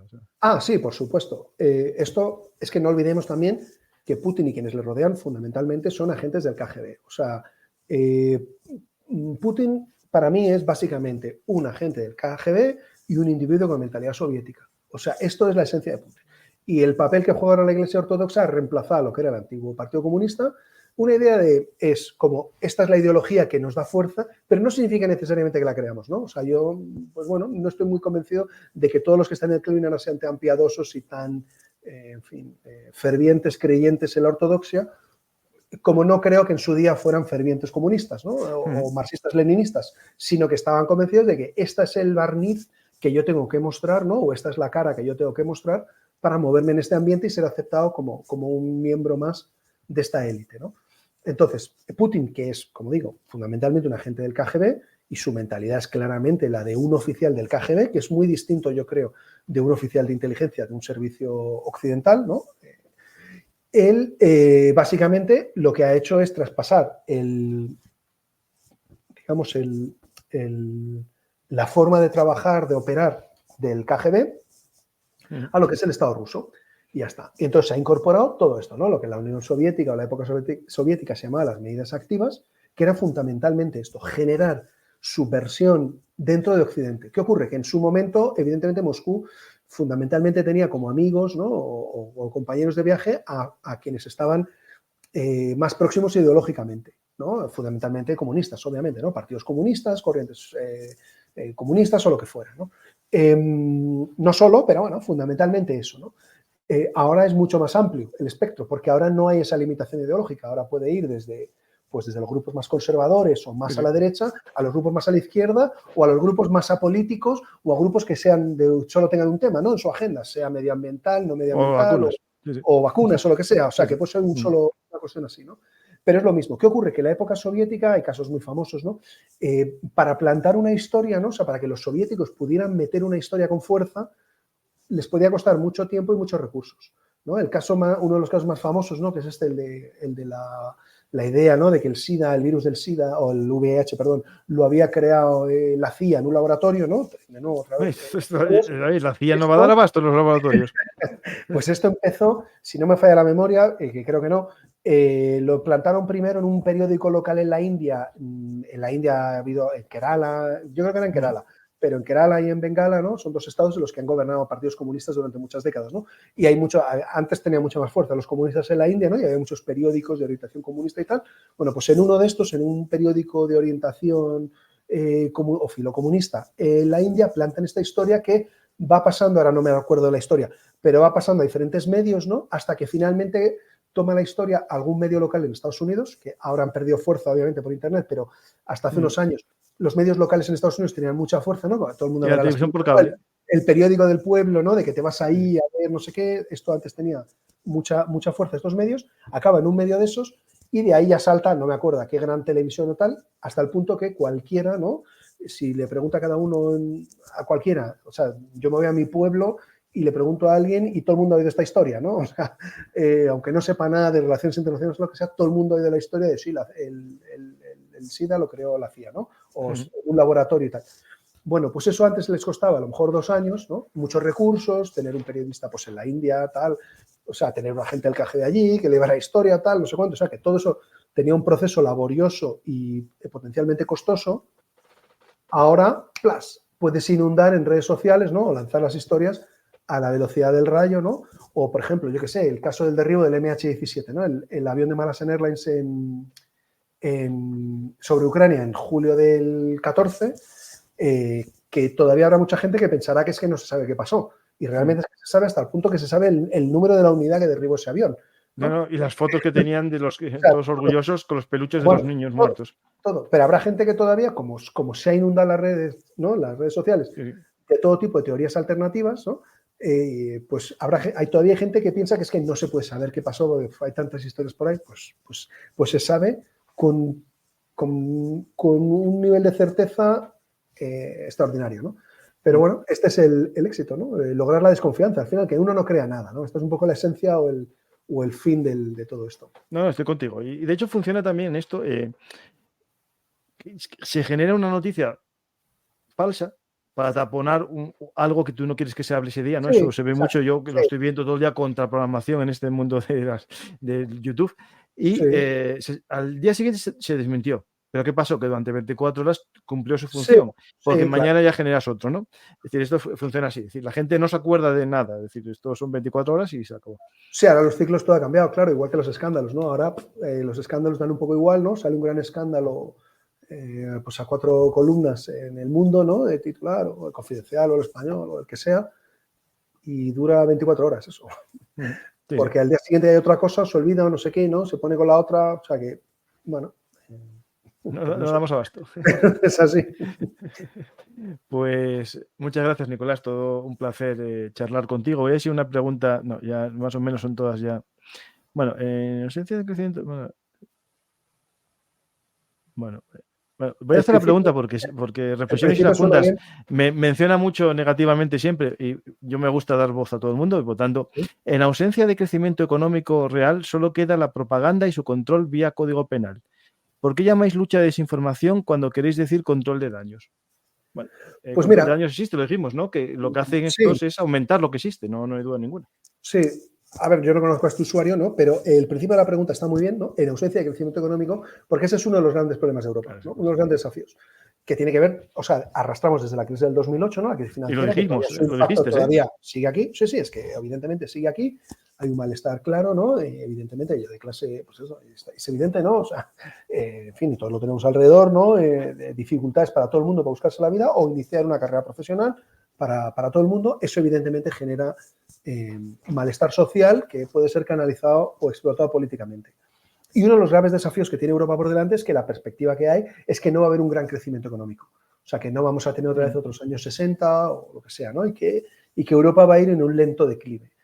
Esto es muy problemático políticamente, ¿no? Y merece una respuesta y una reflexión profunda en Europa de por qué es así y cómo revertirlo, ¿no? Y eso el problema, ¿no?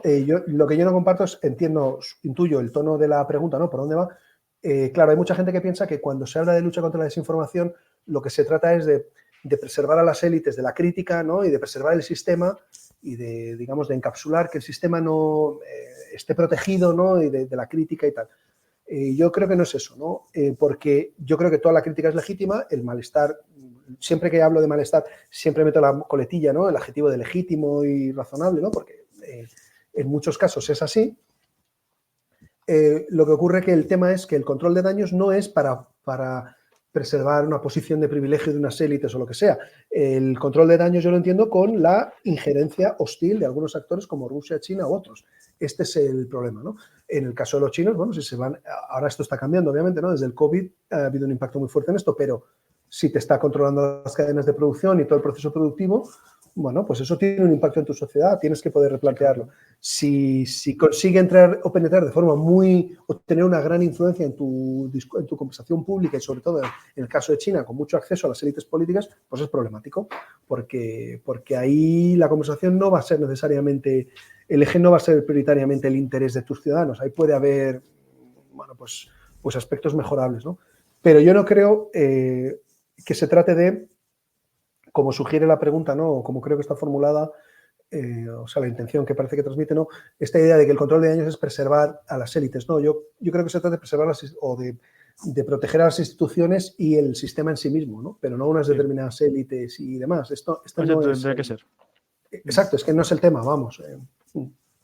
Las élites, por desgracia, heredan normalmente incluso cambios de sistema. Es decir, muchas élites de ahora eran élites hijos de élites del franquismo. Es decir, tampoco cambia mucho esto. Exacto, sí. Las élites se suelen mantener. O sea, que el tema es preservar las instituciones, ¿no? Pero vamos, de nuevo, que las razones de malestar social y toda crítica es legítima y saludable. O sea, a la medida que eso es... Eso es una democracia. Para eso es una democracia, o sea, que eso está claro. Y cambiar el gobierno. Eso está claro. Sí, sí.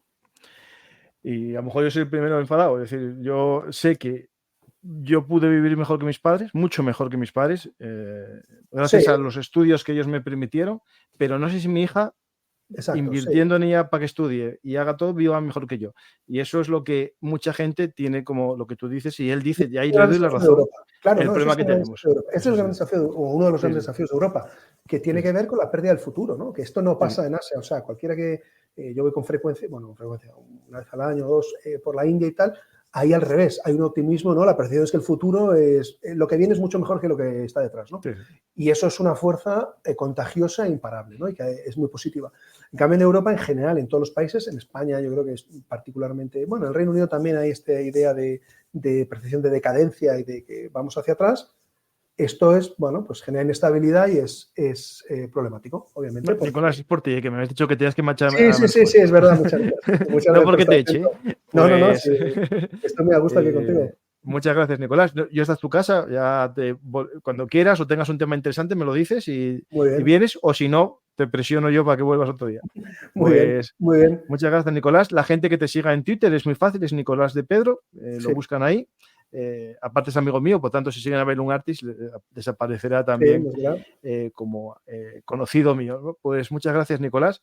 Y si quieres decir algo al público ya como despedida. No, a ti muchas gracias, Paco. Y nada, hay que, en fin, que encantado de seguir la conversación por el Twitter o cuando sea, y que todas las opiniones y en fin, todo es bienvenido y dentro del marco del respeto y la cordialidad, todo es siempre muy bienvenido y nada, que he estado muy a gusto contigo y que espero que haya sido de interés para quienes nos hayan estado viendo este rato.